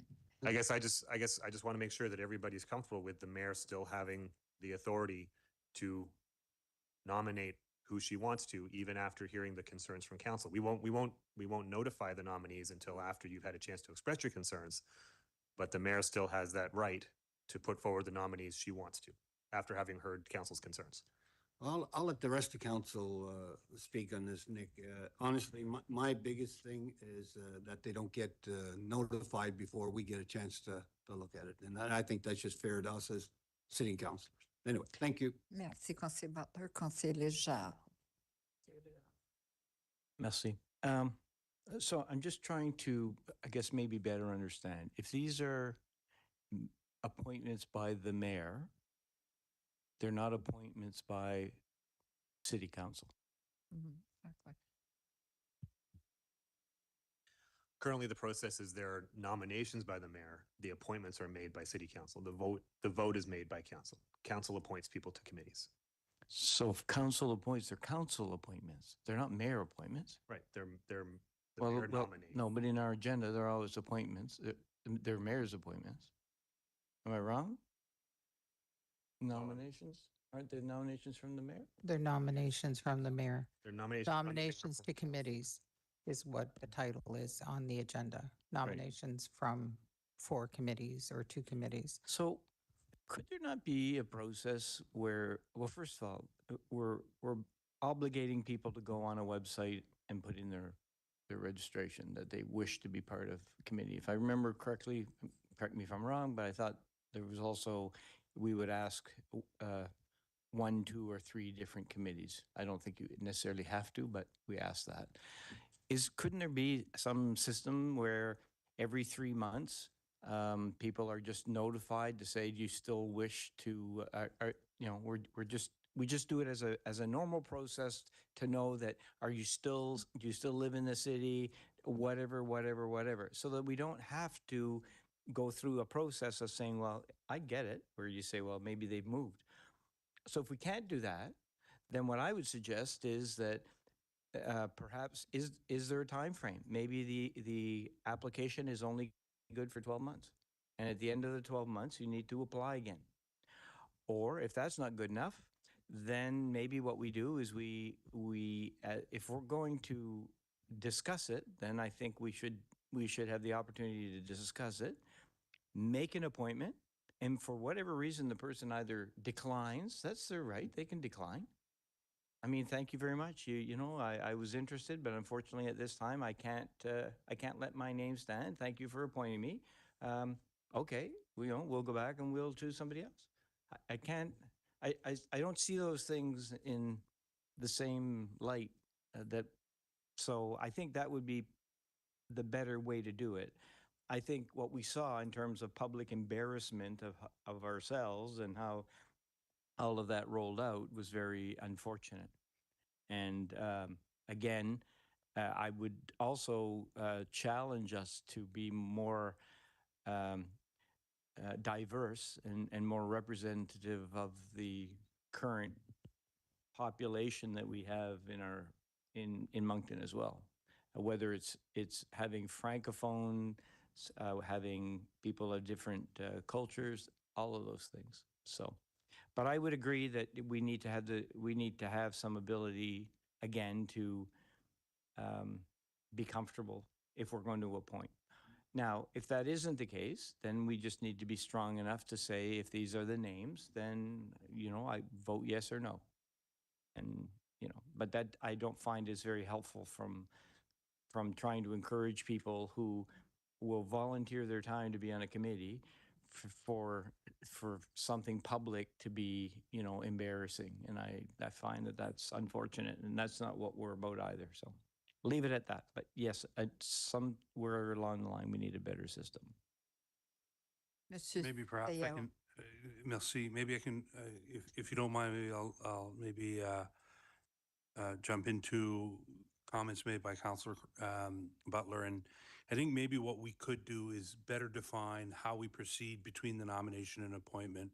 I agree with Nick. I think that we need to provide a lot more time between when nominations are brought forward to the mayor before it's brought forward to a public meeting. And definitely, how should I say, not contacting candidates prior to them being not nominated. The fact that they have put their names forward indicates to me that they do want to sit on a board. And if the once in a blue moon you appoint someone that is no longer valid, well then, okay, well, we go back to another, to candidate B. So we'll play with that. Maybe we'll document it a little bit better with a little bit better of the timelines of how we will proceed from when the mayor receives the list of potential nominees, then she can provide it to council at that point in time with enough time to get that feedback without advising the candidates ahead of time, and then just managing it through that way. Because I do agree with a lot of your comments, Councillor Butler. But again, they are the mayor's nominations, not her appointments. Council makes those appointments. Hopefully that was clarified. But the idea here is to avoid those situations at all costs. Merci, Monsieur le Gérant. I just want to make sure I clarify something. Thank you, Mr. Municipal Manager. We're looking at the bilingualism committee, for example. So how do we move ahead with this? I'm confused. So if we have one member of council who does not wish to have, or two members of council who send me an email and say, I disagree, what do I do? I mean, it's not the whole council, it's a democracy, and we're supposed to follow the democratic process, which is the majority rules. So how do I fix this? So maybe, Nick, maybe you can jump in as well, but in my reading of the policy, it's your nomination. Therefore, you consider everyone's position, you take it under advisement, and then you move forward with your nomination. If you feel that the reasons are valid and decide to change your nomination, that is at your prerogative as you make the nomination. You don't appoint, you make the nomination. Or if you, after talking to all of council, and you find that out of the 10 members, there's 8 that have one point of view and 2 have another, and you want to change your nomination or maintain it, that's still your prerogative. However, knowing full well that the selection, the actual appointment is made by council. From a procedural perspective, we'll make sure that no one is contacted ahead of time to ensure that there's any expectation of one way or the other, and allow council to have that debate, discussion, and vote. Maybe Nick, I don't know if there's anything So you want to add? just to be clear, then the list that I could send to council may not be the list that everybody wants to see. So that's what I want to know. Okay, merci. Yeah, I think Serge hit it on the head. I mean, I might want to have some discussions with people who are actually on the ground with working with these committees, just to see what their perspective is on not notifying nominees at all, I guess, before the appointment decision's made. But otherwise, yeah, there's nothing legal that says you'd have to do that. Oh, Conseiller Kingston. Merci, Madame Madison, and great points. Councillor Kingston, thank you, Your Worship. Remuneration for attending meetings. We have Moncton appointments, we have Dieppe appointments, and we have Riverview appointees. I was always unclear when the mayor sent out, here are the nominees for this committee, here are the resumes attached, they're very impressive. And if you have any issues, let me know. And then from that point, I wasn't clear on the process. How many objections would you have to have, Mayor, before you either call the applicant and said, we have objections, duly noted, or you went ahead with the nominee despite the objections? And again, we've covered those bases today. So I was never clear on how many objections would require before a flag was raised, or if it's only one we'll proceed with the appointment. And as Councillor Butler pointed out, the rubber stamp process, which I also kind of agree with too. So it's never been clear if the mayor is asking us for objections on any applicant, then what exactly kicks in at that I'm point? And how many? so happy you've asked that question because I feel like I'm between the rock and the hard place on this. So can someone, how many people do I need that objects so that I remove the candidate? If that's the criteria. If that's, It's completely within your discretion. You could receive one very compelling argument. You could receive 8 arguments. You get to decide. And you would have to set your own criteria. It's going to be very much a case by case basis, but that's why you're seeking input. And at the end of the day, it's your decision. And council, once it comes time for the appointment, that's when the rule of majority rule kicks in, right? It's a vote. so what we went through the last time, we could go through again. Right? Conceivably, yes. Merci, thank you. Merci.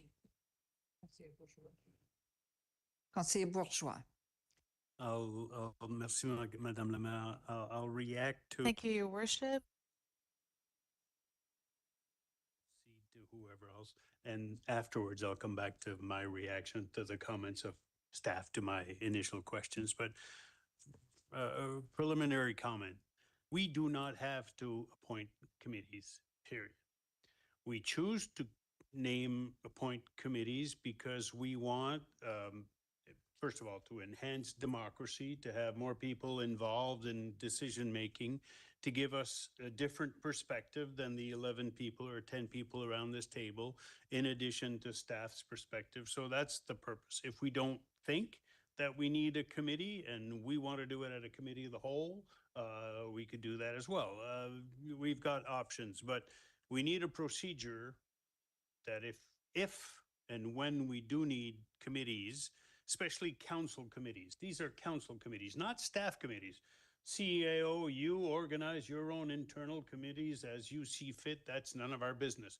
But when we're talking about council committees, this is our bailiwick. And I want to minimize staff's input into this because I've shared it with the CAO often enough and with other councillors as well. What's political belongs to us. Council committees are political. They will make recommendations at the public forum.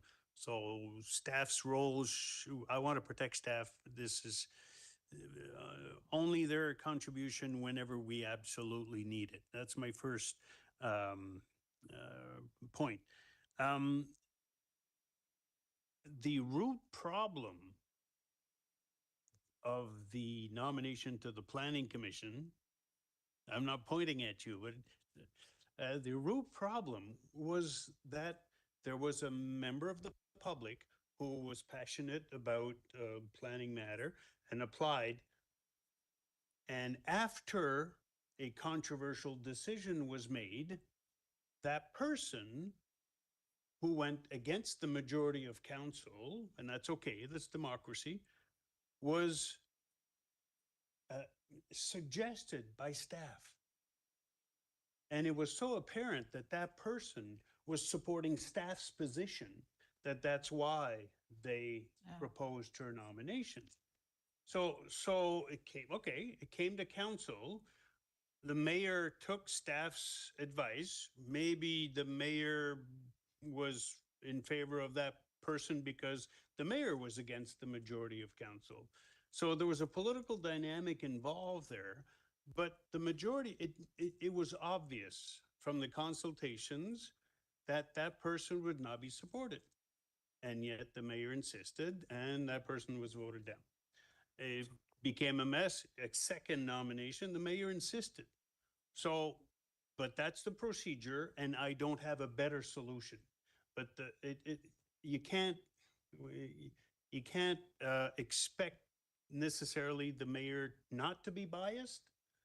But in that instance, she insisted and came back before council. And so we had to vote down some people. It became an embarrassment because it went that far. If the mayor had been more wise and listened to her counsel, she probably would have avoided that situation, embarrassing for all of council. Although we were accused of being biased by being against somebody who was biased in favor of staff and the mayor. So I don't feel biased as much as I think staff was and the mayor was. But I just wanted to get that out there in support of your point, your argument that I don't have a better solution, but if council, please consult us and we will give you, I gave you my opinion on some of the members of, I don't oppose the committee. I think it's a good idea. I oppose the two nominations and for the reasons that I gave you, and you take that, as Nick said, you take that into consideration and then you decide how you want to propose. I will vote against. If you want to sever the motion that we vote for each candidate, okay, and we'll see what the mayor, the majority says, and you know, it's damned if you do, damned if you don't. I don't mind being criticized for my position. I have to have them, and I will stand by them. Another question that I don't have, I didn't raise there, but I do implicitly, is what happens when the committee members stop meeting? We had the experience with the Enhancing Democracy Committee. I found out by pure hazard, by accident in the summer of, I think it was 23, that the committee hadn't met since January of 23. Well, that's 6 months. Nobody on the committee told the mayor or told council. I mean, there's nothing in this bylaw or procedure or policy that says you must inform council whenever a member of a committee, and if all the members of committee stop meeting. We were caught in complete ignorance. Why did the members, did they resign? Did they officially tell the mayor? So why did the mayor not tell us? Because then we have to name other members to the committee. So there's nothing in the policy here. What happens when a committee members no longer have a quorum? No, you know, 1, 2, 3, 4, stop meeting, resign. I don't know what happened. I still don't know what happened, but we had a committee that sort of stopped meeting and we didn't know about it. 6 months later, it doesn't make sense to me. So we have to have something there. So Conseiller Bourgeois, just before we go ahead, so Nick, do you want to reply to that? Yes, I believe we have addressed that in the policy. It's in section, or it's Section your 4. comment 10. I think it's section 11 sub 3 of the new policy, where we say that no ABCC should meet less than twice a year. We have there's other elements in the policy about reviewing mandates of the committees on an annual basis, providing agendas, minutes, all that kind of thing. So we're looking to impose more structure and more control over the committees to ensure that they are meeting regularly and following their mandates. But in that case, they weren't. That was before this policy. Well, I know, but So now we have I'd it I'd go further than that. You have to meet twice a year. Well, if you don't meet the second, when's the second time? Could be twice, month 11 and month 12. So they don't meet for 11 months. That to me doesn't make any sense. But I'm told, and correct me if I'm wrong, that some of the members of the Enhancing Democracy resigned. I don't have the details for that. Okay, but Shelley might know more. I don't know. I just don't know what the picture is. Councillor Edgett and Councillor Steve sat on that committee. I was told that some resigned. Okay, do we need to replace them when they resign? Is there anything else in this policy that says that? Once we are informed that the majority of the committee no longer met, resigned, I don't know what happened, but they don't have a quorum anymore. Should council not be informed that one of our committees, that one, Enhancing Democracy, or any other committee, social inclusion on which I sit, shouldn't we be informed of that so that we can take appropriate actions? I don't know. There's nothing in this policy that says that. Go ahead, Madame la Greffière. Most of the committee members had indicated that they weren't going to be part of the committee.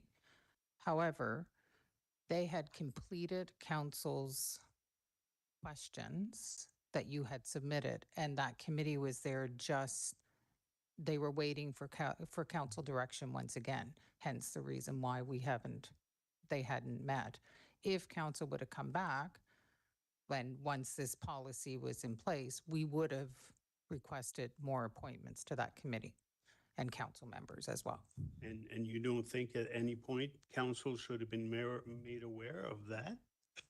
At that point, it wasn't in our policy to do so. So like, we didn't even have a policy actually on ABCCs. We were kind of Right. flying. And now we have one, or we Yes. are about to have one, and that item is not discussed. So I don't think that 2 meetings a year is enough. Like, if they stop meeting, I think this should be coming back to council. And I don't want to pick on that one, but that proves the example, right? It may be the exception to the rule. They just stopped meeting or waited. We weren't aware of that. If they didn't have anything to meet for, They like, have a committee. They are there to enhance, what have they done to enhance the voter turnout next May? that was put on to administration. Well, exactly. So if they then decided, and they were informed that council had told administration to take over the baton and make the next lap around, and they said, okay, well, in that case, we're not going to meet again, shouldn't council be informed that they have decided not to meet? Because we sounds could have okay, found them that- something else to do or disbanded the committee or something anyways. So trying to look forward with this new policy, we're trying, like I said, we're trying to add some structure to the committee mandates. More reporting from committees. I think we need to maintain a bit of flexibility also. I don't know that we should mandate within this policy how often all of our committees should meet or what time of year they should all meet. I think we have kind of templates for terms of reference for all of our committees that they'll have to complete. So I think, we need to maintain a bit of flexibility for them. I think if they're not meeting their mandate, if they're not meeting their terms of reference, if they're not meeting when they should, then I think, yes, we would I shouldn't say probably, we would bring that back to council to inform them. And if there need to be changes made on certain committees, then we would do so. Right. It's hard to look back and look at the mistakes in the past because we didn't have this policy. We have it now. I think we have certain guidelines that we have to follow here. And, Okay. and we'll do that. So you're guaranteeing me that we're not going to have a repetition of what happened with the enhancing democracy? I don't know that I can make any guarantees, but I can tell you that we have a policy now and we're going to follow it to the best of our ability. So shouldn't the policy be a bit more specific and say if a committee does not meet every 3 months? I don't know what would be logical. They should inform council. Well, I mean, that's council's decision. Right now, we have minimum twice a year. If we think that every one of our committees who are subject to this policy should meet quarterly, then we can put that in. I'm not sure what impact that has on all the committees, if they all necessarily need to meet that often, but if that's what council wants, we can put that in. Can you take back that? Or do you want me to make an amendment that they meet at least quarterly? I mean, I can take that back. We can review how often all of our committees meet now. We can provide that information to council. Okay, good, because I would want something in the policy to prevent what happened with the Enhancing Democracy Committee. Okay? So I'll wait until my next turn to address the answers from my previous questions. Merci, Madame la Maire. Merci. How many more questions do you have, Conseiller Bourgeois? Just an idea? Oh, 10. Okay, c'est bon. Does anyone else have any questions? No? Oh, Conseiller Radjet, no? No. C'est bon, Conseiller Bourgeois, go ahead.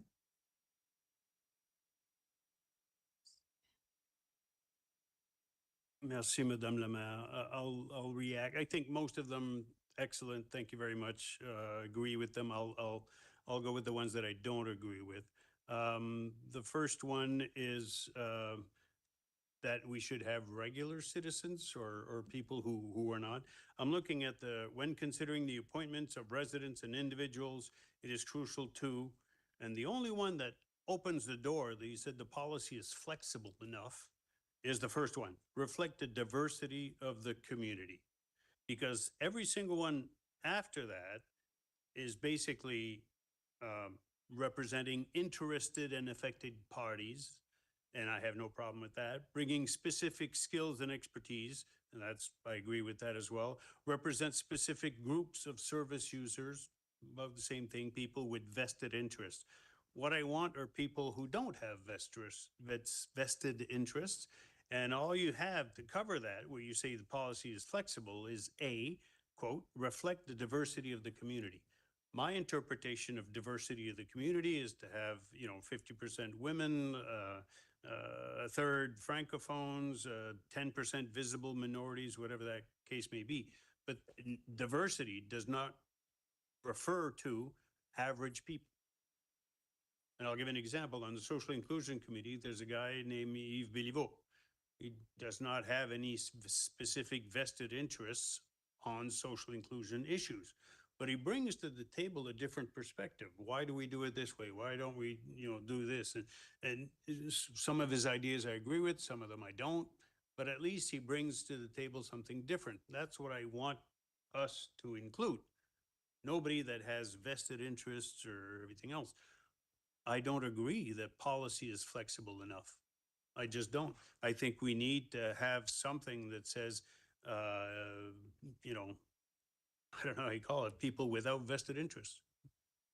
Okay, so I think that's your first comment, and then we do mention the specific sections of the policy that address this. So looking at 4B says represent interested and affected parties. What if we said if represent interested or affected parties? I want some people who have no. Well, you asked for F, interested citizens. So I'm just saying B could be to represent interested or affected parties. Could we do that? Maybe I'm not clear. I want people who are not interested and affected parties. You know what I mean? Like somebody who say, well, I don't know, I'd like to serve on a committee. I just don't have any specific expertise, but I'm interested in contributing to my community. But here, represent interested and affected parties, whatever way you want to modify it. I don't know how to say it, but F would be people who have no interests, specific interests or skills and expertise. Average Joes and Yvettes. I'll just put it out there. I don't know what the rest of council wants to do, but that's one. Number two, the second point. Well, sorry, should we address that question? I don't know. Okay. Like, I mean, we can make that change if that's what council wants. We can add interested citizens as number F. I'll move an amendment that we add F, people without specific skills and vested interests.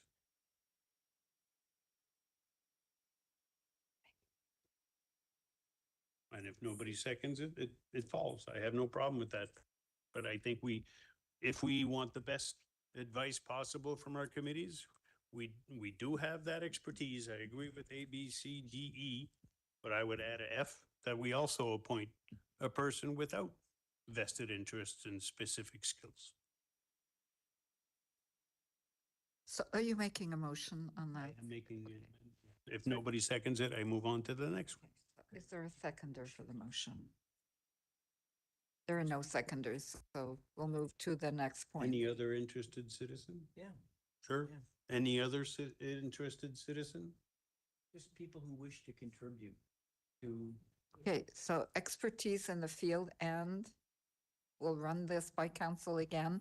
Please reward. Interested citizens wishing to contribute. J'ai pas compris. Tu mets ton micro. Oops. You have to turn on your mic. To contribute to Moncton.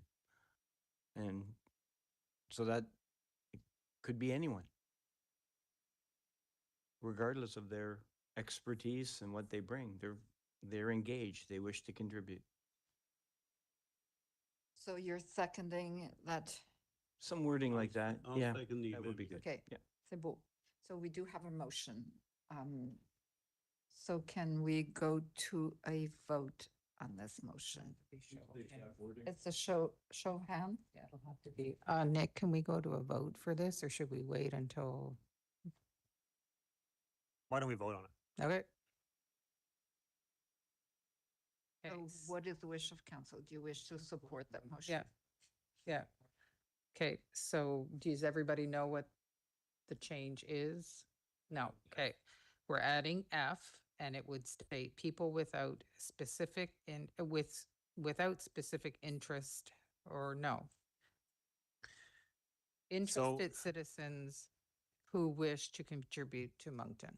So the starting sentence is number 4, when considering the appointment of residents and individuals to serve on these various ABCCs, it is crucial to, and then we have a list of A, B, C, D, E, and then we would add F, and I think it would be consider interested citizens wishing to contribute. Does that make sense? So we'll, Councillor Butler, did you wish to speak? Yeah, I just, I understand what Councillor Bourgeois and Councillor Gier is are trying to get to, but how does anybody select that type of person? Like if you go on and you fill out a form on the web, how do you judge them if they're gonna be A or B, C, D, or, oh, we got an F? You know, like, I just don't understand, like, how do we come to that conclusion that is, like you said, an ordinary Joe or an ordinary whoever? You know, if they want to become and help with the citizens, or be a citizen to help Moncton, I mean, by just applying, you get that. I mean, I just don't get I don't get that, so.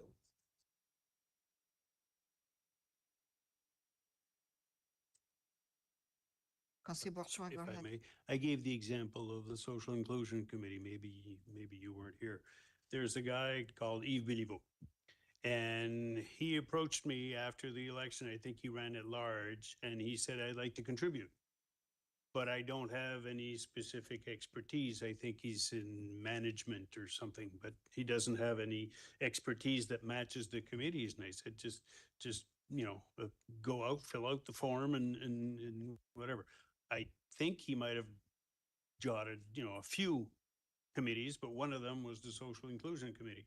Everybody else on the Social Inclusion Committee has a vested interest. They're working in an organization, or except for one other member. Everybody else, except for myself and Councillor Richard and another member who's a lawyer in town but does not have any specific, everybody else has a vested interest. They fit under A, B, C, D, and E. But that Yves Béliveau and the lawyer don't have any. So if we just stuck with A, B, C, D, and E, we wouldn't select them. That's the risk that I don't want to take. They are excellent members of the committee, but they may not have been sitting on the committee because they don't fit either A, B, C, D, or E. That's my argument. I don't want to miss out on people who don't have expertise.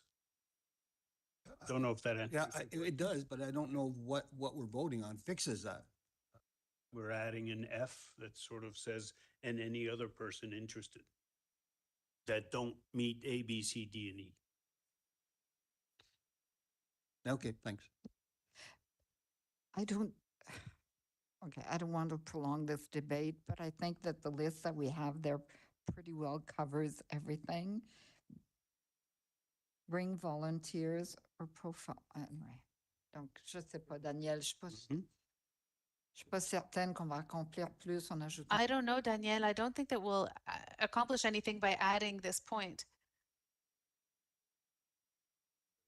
On a une motion, so we're going to. We have a motion, So, Madam City Clerk.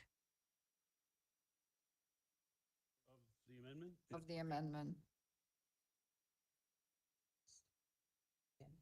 Combien? Against. Il a dit jusqu'à ce que. Okay, so those who are against the motion, show of hands. So how many, je sais pas combien il y en a là? And abstain. So can we show again those who are in favor of the motion? And remember There are how many counselors present? So what's the, There's 7 of us. We have the quorum. we have quorum, so we need how many? Four to vote in favor. So those in favor of the motion? Amendment. Counselor Bourgeois, Counselor Legier, Counselor Kingston. 3. So the motion failed. Yes. C'est beau. Merci beaucoup. Thank you very much. Conseiller Bourgeois. Councillor Bourgeois.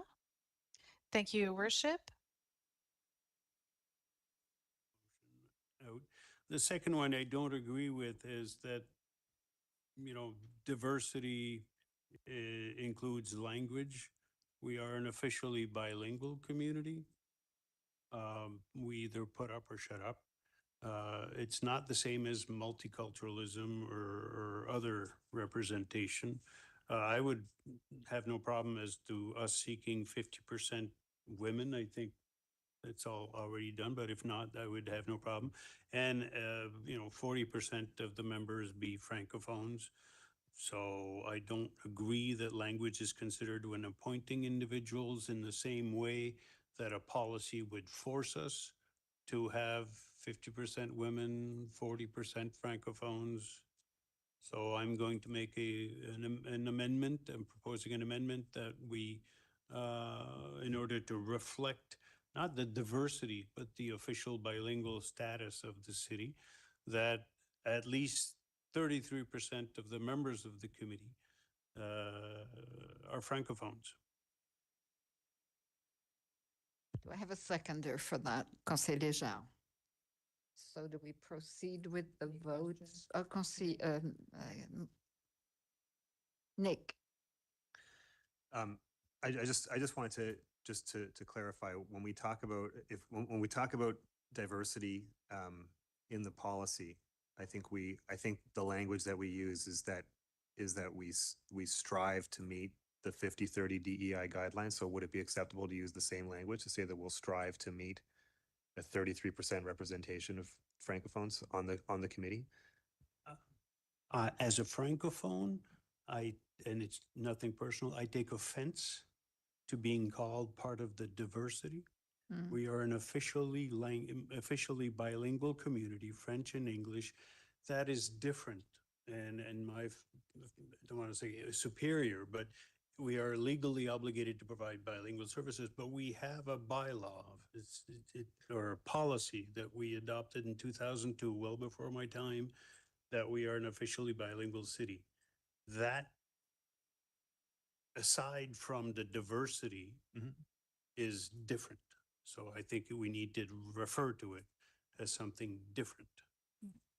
So I totally understand that. I'm not trying to lump it into diversity. I'm just trying to think of, could there ever be a scenario where we can't meet that 33%? And does that mean that we then can't move forward with that committee? So that's why I was just thinking about the strive to meet. But if council wants to just have it as 33% regardless minimum, we can do that too. We can put that language in, see what happens. Donc, Conseiller Bourgeois, est-ce que vous voulez ajouter quelque chose d'autre? Conseiller Bourgeois, would you like to add something else?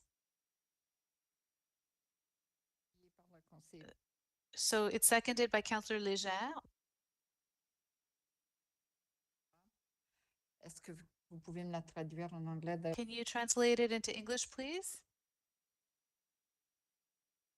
We reflect 33% of our bilingual committee members on the ABCCs. And I think that this is directly linked to the 3 founding nations as well, so it's important to never forget that. Donc, But I think the diversity includes First Nations, whereas official language is officially bilingual. That's different. Well, okay, so we'll go to the, Conseiller Butler. Yeah, I just want to know, is that, what happens if we don't, not able to? Is this when possible? Is that how you'd like to have it? I'd like to have when possible. What if we, we have a committee and and a number of them are just, they don't show. I agree with the premise that it should be, 33 or whatever number you want to come up with, but what if it's down to 30? Do we not do the committee or 25? I think that, I agree with you, but there could be a circumstance where we don't have it. So where does that leave us? Not to form a committee or? Sure, just reduce the number of anglophones. Right. We'll get that 33%. Well, I never thought of the percentage, but yes, we could do that. Okay. So, all right, I'm good with it then. So we have an amendment. We're going to go to the vote. It's a show of hands, Madame la Greffière? Okay. Those in favor? It's unanimous. Merci, it's unanimous. Thank you so much. Merci, Madame la Greffière. Conseiller Bourgeois, je vais vous appeler. Madam City Clerk or Councillor Bourgeois, if we keep going that way, I'm going to call you Mr. Clerk while I'm not paid as well.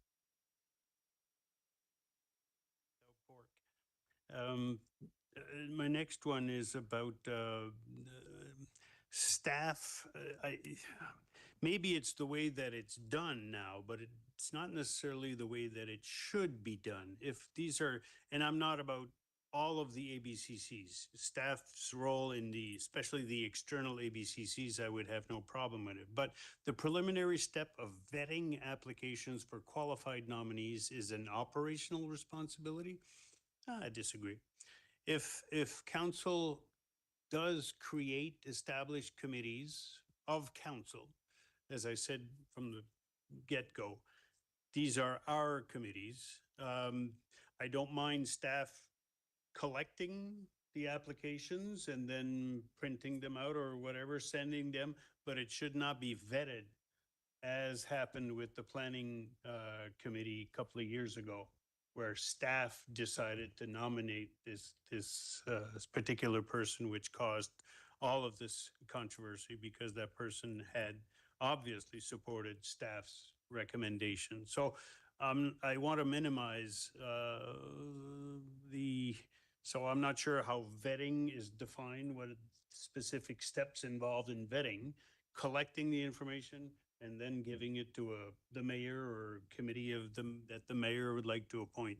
So I disagree with staff's comment that the preliminary step of vetting, maybe collecting the application, that's one thing, but to vet the applications and decide who qualifies and who doesn't, I think belongs to council or to the May I just share with all of you the experience that I had with the bilingualism committee? I did not see the list of those who applied. This was, I was so impressed by Melanie, I forget her sex name, and Aloma.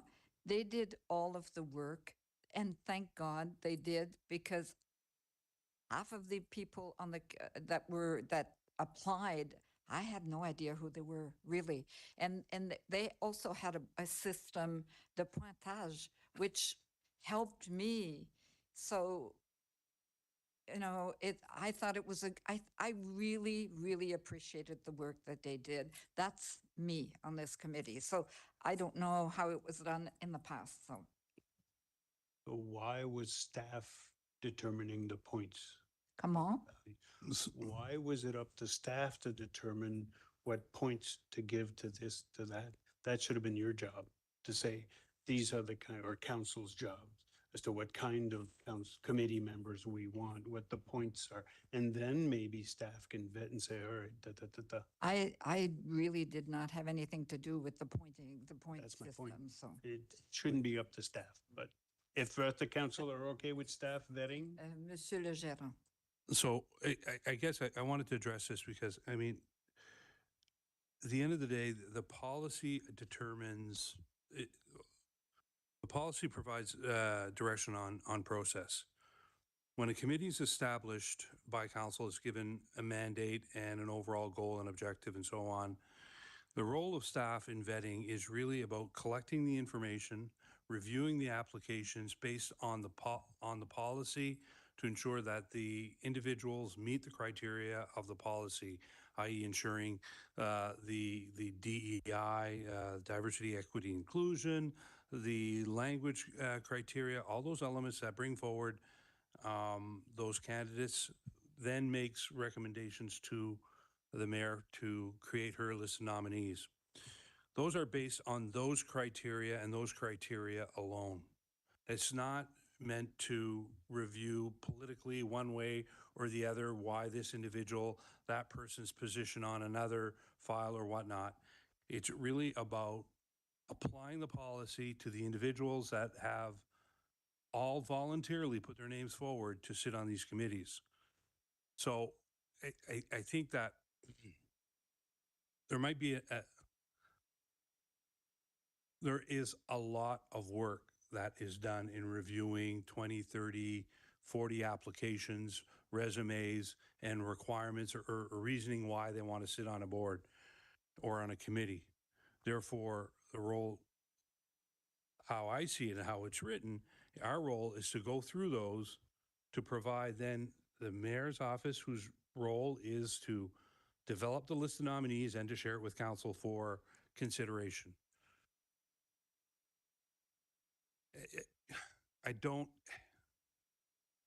in no manner is this meant to be a biased or directed to set an agenda. It's really around the criteria that have been set by council on the role of the committee, as well as the individuals as when we mirror them to the policy.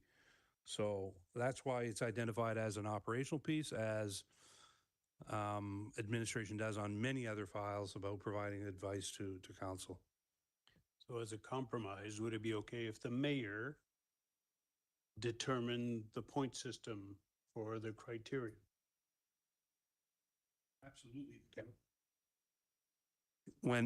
When the committees are established, maybe it's Shelley or perhaps Nick, I think there is a certain aspect of it that's already identified as what kind of profiles we're looking for individual members, with the idea that 40% is for skills or expertise, 30% for such and such. I think there's already a percentage of that, is it not? We do that for the Order of Moncton, for example, so. As long as there's the mayor, a political figure, approves, staff can suggest, 10 points for this, 15 points, but it would be a mayoral decision to say, no, I think we should have 25% for this and 10% for that. And then they can vet the candidates. And I think maybe Aloma can confirm, did we not do that for the bilingualism committee? The point system? But as long as the point system was determined by the mayor, that's what I want. That specific that it was 10% for so-and-so, but there was a list of, say, 6 or 8 different criteria, and they were checking to see which people had them, but which people had which things. But there was kind of a list to try to make sure that overall the candidates, that you would have people that had some of those things, that because not every person's going to have 8 things. So you want to make sure that you have, at the end of the day, the final candidates have all of those requirements are reflected. And in this case, Conseiller Bourgeois, if I had been deciding on the points, I would have put the highest points to someone who has worked on bilingualism. But that should be up to you. Oui. Okay, as long as the mayor can have flexibility in the point system. I'll continue until it is told to stop. Section 3.3, the review of an ABC. If a member of an ABC violates this policy, council may review and investigate the violation. Council may take actions it deems, but not limited to suspension, termination. It says this is beyond the scope of this policy. The screen keeps disappearing. Where do we address this if it's not this policy?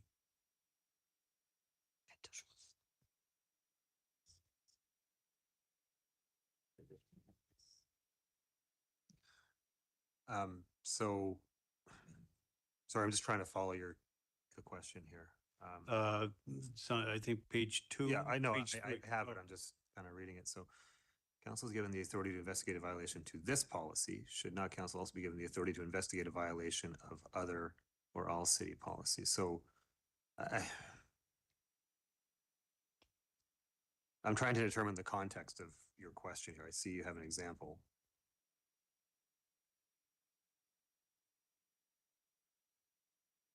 I mean, we have a code of conduct for elected officials. which Right, would apply and- to other and- people. Couple of years ago, we had an issue about a member of an ABC that the city of Moncton appointed to, a member who made derogatory comments against a member of council. We brought it up and we said, well, we were told by the mayor at the time, it's not this code of conduct that applies, it's the ABC's code of conduct that applies, even if it was a member that this council had appointed.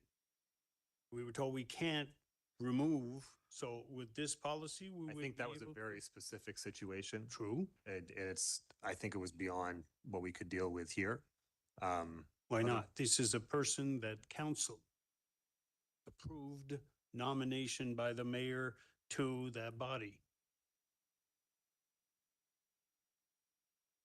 Right, but And I at the mean, time, I we can't- debated, like, doesn't our code of conduct apply? And we were told no. No, because there was a legislated item there that we couldn't deal with, and I can't really talk about it today.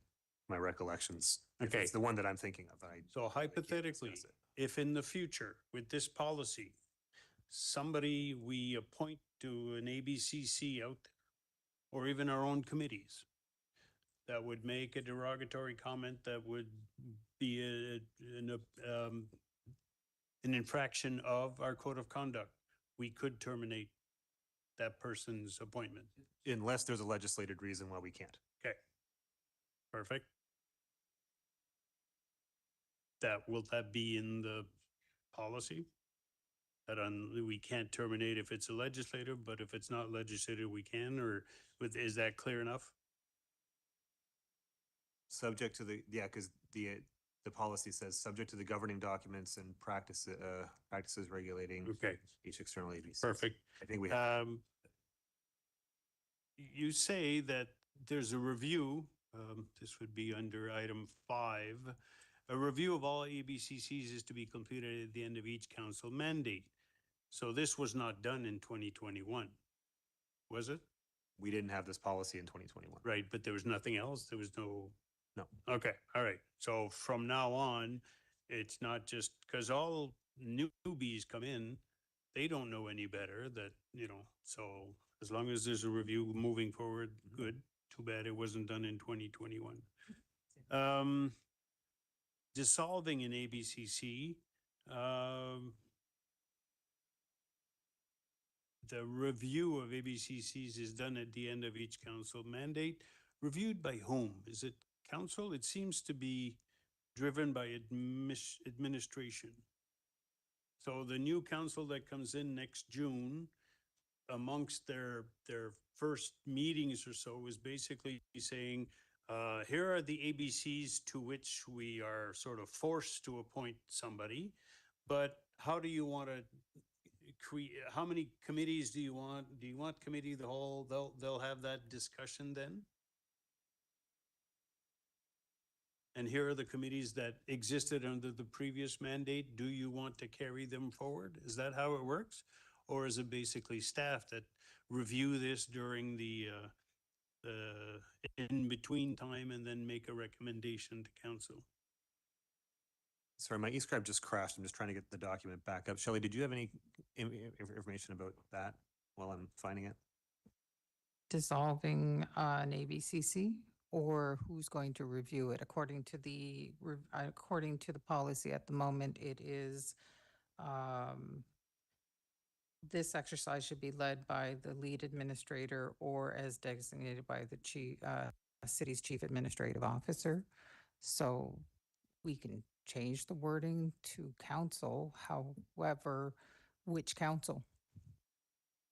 The outgoing or the new council? Council comes in, they might have a different take on committee of the whole and how many committees they want, what kind of committees they want. I mean, if it is council decision to create committees and appoint the members should be the new council that sits down and say, one of the items you have to decide is whether or not you want committees. Here are the ones that are compulsory, like the CRPA. We have to name somebody there. But we had a social inclusion committee, we had an enhancing democracy. You go through a list. Do you still want to have those? The review must not be conducted by staff. Yeah, no, Gotta and be the council. I think that's the intent with this section where we're talking about how it happens with each council mandate. We would obviously bring those to council and say, you know, here are the committees that exist today. Here's what their mandate is. These ones have completed their mandate. These ones have not. Here's our recommendations for what continues. Here's our recommendations for what can be dissolved. True, but there's a sentence that says this exercise should be led by lead administrator, Okay. which I assume to be the CAO. Or the individual appointed to that committee, such as social inclusion committee and so on. So again, as Nick indicated, I think the intent here would be that the individuals that are appoint or assigned to that committee would, before council, explain the role of the committee, what they've done, what they need to be, or what's on the agenda, and again, request or recommend to council either to continue or disband such committee and allow council to debate and discuss how they would wish. Because again, I think as you indicated earlier on, if we have new councilors that don't have that experience of why that committee or so on, that's why the administration contact for that committee would then, I guess, in our planning side of it, would then provide that information for council for their debate, discussion, and then decision one way or the other. Okay, maybe it's in the wording of it. The exercise should be facilitated by lead administrator. Oh, sure. But it's council who should be reviewing. Yeah, The committee. well, I think that's the intent. The intent is that the review would be done by council and they would make the final decision on. That might be the intent. That's not what it says, though. Okay, we'll Tweak it. tweak it. Okay. I think, well, you raised a good point on 7, the mayor's role, and Councillor Butler addressed to it. This is a political decision that should be determined by council. We have to figure out the nomination process and I don't have any better solution, but, you know, if we can find it, that's great. If not, it's just common sense that the mayor would be careful in the nominations, because even if the mayor, the council has the last vote, if it comes to the last vote, knowing that some councillors will be voting against, it will create some sort of stir, but that's democracy. I think that's it. Yep. Merci, Madame. That's it. Merci, Conseiller Bourgeois. What's the last item? Thank you, Councillor Bourgeois. Oh, I think we still have a motion here. Yeah, there's a motion so the motion as amended. Je m'excuse. Donc, c'est un amendement de conseiller. My apologies. We have an amendment on the table from Councillor Bourgeois. Well, there was an initial motion that was tabled. Motion as amended? Correct. Okay, Yes, so we're going to vote electronically. on the motion as amended. Does everyone understand what the amendment is? Everyone does? Okay, Yeah. c'est beau.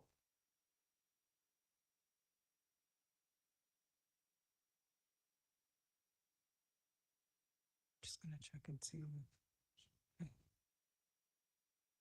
Okay, conseiller Léger est pas présent. 1, 2, 3, 4, 5, 6. Oui, on a encore le quorum, puis Richard. Councillor Léger is absent. We still have quorum. We have Councillors Richard Crossman. So Was unanimous. Carried. Yep. Okay, so next. Strategic. Yes, strategic plan update. Nick will take, well, actually, I think that Salja's going to take the lead on this one. Merci, Madame la Greffière. Thank you, Shelley. I guess, Thank you, Madam City Clerk. Thank you, Shelley. we all recall we had a working session back in August where the strategic plan priorities were further refined. There's a bit of a selection process where council had a chance to provide a bit more clarity on priorities within the strategic plan. So I guess some of the following steps will then to be determined KPIs, align budget towards those priorities, and so on and so forth, and start and continue to report on progress. So I've asked Claude, who is there, help to facilitate the session, who will walk through the presentation, but again, it's reflective of the priorities set by council back in August. Claude. Bonsoir, Claude. Bon après-midi, tout le monde. Good afternoon. As obviously you're aware, in December of 2024, Council approved the strategic plan. And just a reminder, the plan is comprised of 5 pillars. There's 15 goals and 39 strategic initiatives within the plan itself that formulates that. Donc, les piliers sont environnement, sûreté et sécurité, The économie. pillars are the environment, safety and security, the economy, governance, culture, and recreation. Les objectifs du pilier So the goals under the environment pillar are to reduce net greenhouse gas emissions and other forms of air pollution, adapt to climate change, and manage and enhance natural assets. Safety security goal, there's deliver effective protective services, support and advocate for affordable housing, and also to create a safe environment. Under the economy, the 3 main goals are to attract and retain business investment in the city, support sustainable development and population growth, and as well to make sure we continue to strategically invest in our infrastructure as we continue to grow as a city. Au niveau du pilier de gouvernance, les objectifs. In terms of the governance pillar, be a well-managed and responsible organization to increase and diversify stakeholder collaboration and resident engagement. And finally, invest in employees and innovation. Culture and recreational pillar, we have support and embrace culture, heritage, and bilingualism, deliver exciting and engaging programs and events, and as well enhance and invest in our public spaces. Just want to remind Council, back in August, Council had an opportunity to rank their priorities based on the strategic initiative priorities themselves, and there were 6 who kind of claimed the top spot within the 39 identified strategic initiatives within the plan. One thing I'd like to emphasize is that administration will continue to deliver on the entire strategic plan. However, Council's identified priorities will be given extra attention when competing interests or resources may come to light, and make sure we align them towards more of those top 6 priorities of Council. And those 6 priorities, as obviously you're aware of, is to deliver effective protective services, promouvoir et encourager la culture, le patrimoine et le bilinguisme. Supporting and embracing culture, heritage, and bilingualism. Créer un environnement sécuritaire. Creating rather a safe environment.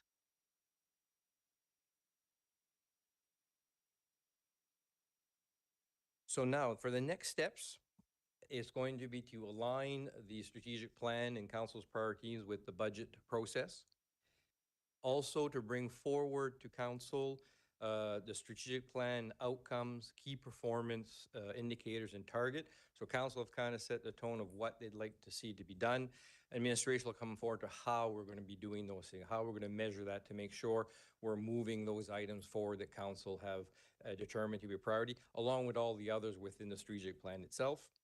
And then finally would be examiner les niveaux de service pour identifier les domaines. And finally, will review levels of service for areas of improvement. Measurements in them, which will kind of become the majority of the levels of service. However, there's others a bit more on the operational side that we're going to look at to try to define them a bit better and to make them a more meaningful and measurable to be able to include that with council and during the budget process itself. And that's just the quick version of it. And obviously, Serge and the rest of the GMs are here, and myself, if there's any questions regarding those. Merci Merci. beaucoup, Claude. We have a motion before us. Could I have a mover and a seconder, please? Conseiller Bourgeois, do you wish to move? Oui? Oui. Comment. Seconded by Conseiller Butler. Merci. So, Conseiller Bourgeois. Merci beaucoup, Madame la Maire. Merci, Claude. Merci, Serge. Merci, l'équipe. J'ai pas de problème avec. Thank you, Serge. Thank you, all the team. I have a comment rather than a question, and it is for Jacques, finance, etc. I think it's going to be too late for the Public Safety Committee to take a look at that. I know this committee is the #1 priority, but it will never be as simple as saying, well, protection and policing services represent 23.6% of our budget, so we need to give it the #1 priority. It's not your job to do that, but do we have the best bang for our buck for those 26 or 29 million dollars?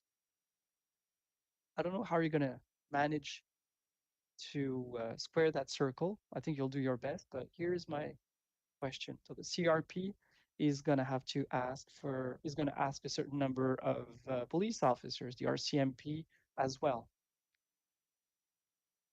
How many community officers and bylaw officers are turned into peace officers? How many of them are you going to need? Are we going to be able to have social workers from across the province who will work with drug addicts and homeless people? I mean, it's a pretty complex file. So I wonder how you will be able to sort this out and integrate all of those aspects within a couple months in order to be able to say, well, the crime rate has dropped by that many percent. So, I mean, my comment is basically good luck, and I'm looking forward to the results of your work because I think it's a very complex issue, and citizens are rightfully expecting that we tackle the issue for the other things. On peut mesurer ça. Je suis pas trop sûr qu'on a investi, ça c'est mon opinion personnelle.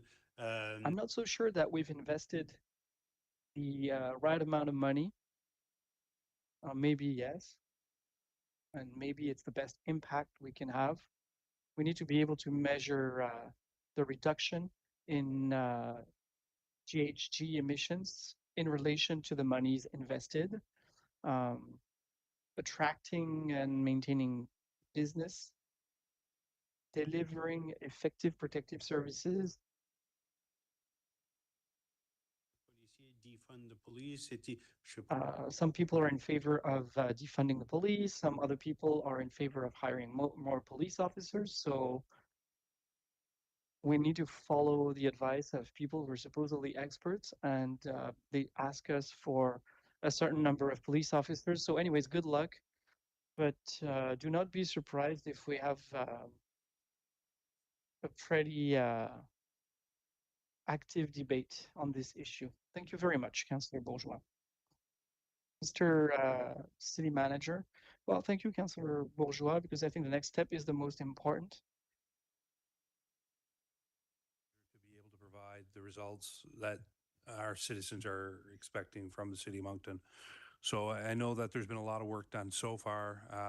I know that the team has been working on these elements since probably last May, and will continue to do so and be prepared to bring back to council exactly how we plan on reporting, what are the KPIs we will be, and again, hoping to get some reflection from council on if there are some that are missing, other indicators that could do, would better reflect what were our success or not success, I guess. So stay tuned. I think the next parts will be extremely interesting on that. Je sais pas si tu voulais ajouter autre chose, Claude? Non, c'est- I wonder, Claude, if you'd like to add anything? Thank you, Mr. City Manager. So we can go to the vote. Is it electronic? Oui.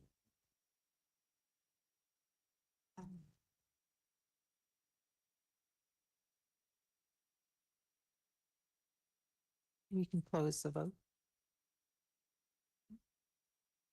Motion carried unanimously. Merci. I need someone to clore la réunion, conseiller déjà. OK, c'est beau. I need someone to close the meeting to move adjournment.